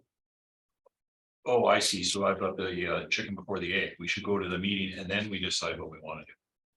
That what you just said? That was my understanding of the Okay, that's meeting. fine. We certainly can have a discussion as to, it's either A or it's B, and what's our position on both. We could certainly have that conversation ahead of time if that's the wish of the committee. Councilor Hans. Yeah, and the intent of the board is to bring to you guys a service level look at what is involved in the running of the library operationally, capitally. So we're working on that as a board to bring to you as to council to see, where are the dollars going. That's the intent. We've been working on some other policies as well, like currently right now, reserve policy and stuff like that, to be more aware of that. So if I may, I urge, maybe to before the June 19th meeting to go over the contract of the services that we provide to the library, because we just did that as of the last couple of months. Being aware of that, but that's the intent of the board for the June 19th meeting. So, As a board member, are you recommending that we have a pre-meeting before it, or we just show up and listen to what the library has to say and then make any decisions after that as council? I think the intent is, to learn more about the service level of the library and then make decisions afterwards. I think it's hard to have that conversation not knowing what the service levels are yet. So that's what we're going to be working on as a library board to bring that to council. Okay, thanks. Oh, sorry, through the chair, we can also provide a briefing to the council prior to, just to maybe provide a little bit of context on the conversation, maybe to just give a little bit of clarity through a simple 1-2 page document for council to have prior to the meeting. Right. Nobody has any other? Well, please. Well, I'd like to maybe make comment on one more point, and it's 2592. It's about taxation. 2108. The taxation of the mobile park in the mobile parks in Hinton, and I just continue to feel like those citizens get a real raw deal. And I see this initially came in November 2020, it was reprioritized to June, then moved to February, now it's coming in May. I'm curious if this is something we're actually having a look at, or are we kicking the can down the road? Through the chair to the rest of the committee, no, this is something that we feel needs to be sorted out. So we we're dealing with. We're dealing with the symptoms of that right now on an individual basis. You know, but we know that we need to take a better look on how we're managing these mobile home parks or any development for that reason with that's private and common property. So we do intend on bringing this forward soon. Thank you. Councilor Hawes. Just to clarify on that one, because if I recall this motion, and it's not very clear, but my recollection of it was this report is in regards. How are we dealing with the unpaid property taxes? Is that correct? Because it's not really captured in this, but I just want a clarification. Because there was a number of every year we come and there's this dilapidated property taxes are no longer, but is that what this report is in regards to? That was my understanding. Okay. Yes. Okay. The way it's worded, I think it's not very specific that way. It looks like we're looking at the future of taxation in the mobile property, but my recollection is we're not going to be looking at taxation specifically, but when taxations are in arrears and how we're dealing with that. And through the chair, I would have to get more information, but there may be elements of both. Okay. On how we're managing the mobile home parks. So, yeah, Okay. I know for sure that how we deal with these properties when it comes to this is one that's very difficult. So so it is taking longer than expected. Okay. We will have that relatively soon. Thank you. I had one more comment or question on alternative options for automated traffic service. Excited to see that coming to us in June of 2023. Those alternative options. Are those going to include, especially, it seems important to me, especially what we heard recently where the subsidy now seems to cost more than what we could send people around in a taxi. So some of the options are going to include delivery models for how to do transit. Oh, I'm sorry, I got the wrong person. So through the chair, is this in relation to exploring alternative options for automated traffic enforcement service? Yes. Oh, okay, That would be transportation. No, no. Oh, I'm sorry, did I say transportation? Yes. Yeah, you meant traffic. Sorry. Yeah, for the automated traffic enforcement options. We do have it scheduled for June. That may be a little bit aggressive because we are. Oh, automated traffic. I'm sorry, I got confused. Yeah, Take what I said and just forget that I said anything. Please. Take what I said and forget it. The automated traffic enforcement, we are waiting for other options to come to light. We know that one of our neighbors may be developing an in-house option that we wanted to take a look at for how we provide this service long term. I would say June would be likely an overly aggressive timeline. I would expect it to come, I would say, closer to the fall. But that's based on when our neighbors can get their program sorted out. But have we ordered a self-driving bus? Not yet. I'm sorry, I saw the word traffic and read it. Please accept my apologies. With that, is there any more comments on the pending and complete list? Okay, we can move on to, is there anything for the closed session? Right, we can move on to adjournment if somebody'd like to make that motion. He was first. She was very quick. I move to adjourn. All in favor? Any discussion? The meeting is over. Thank you. I apologize for the seniors.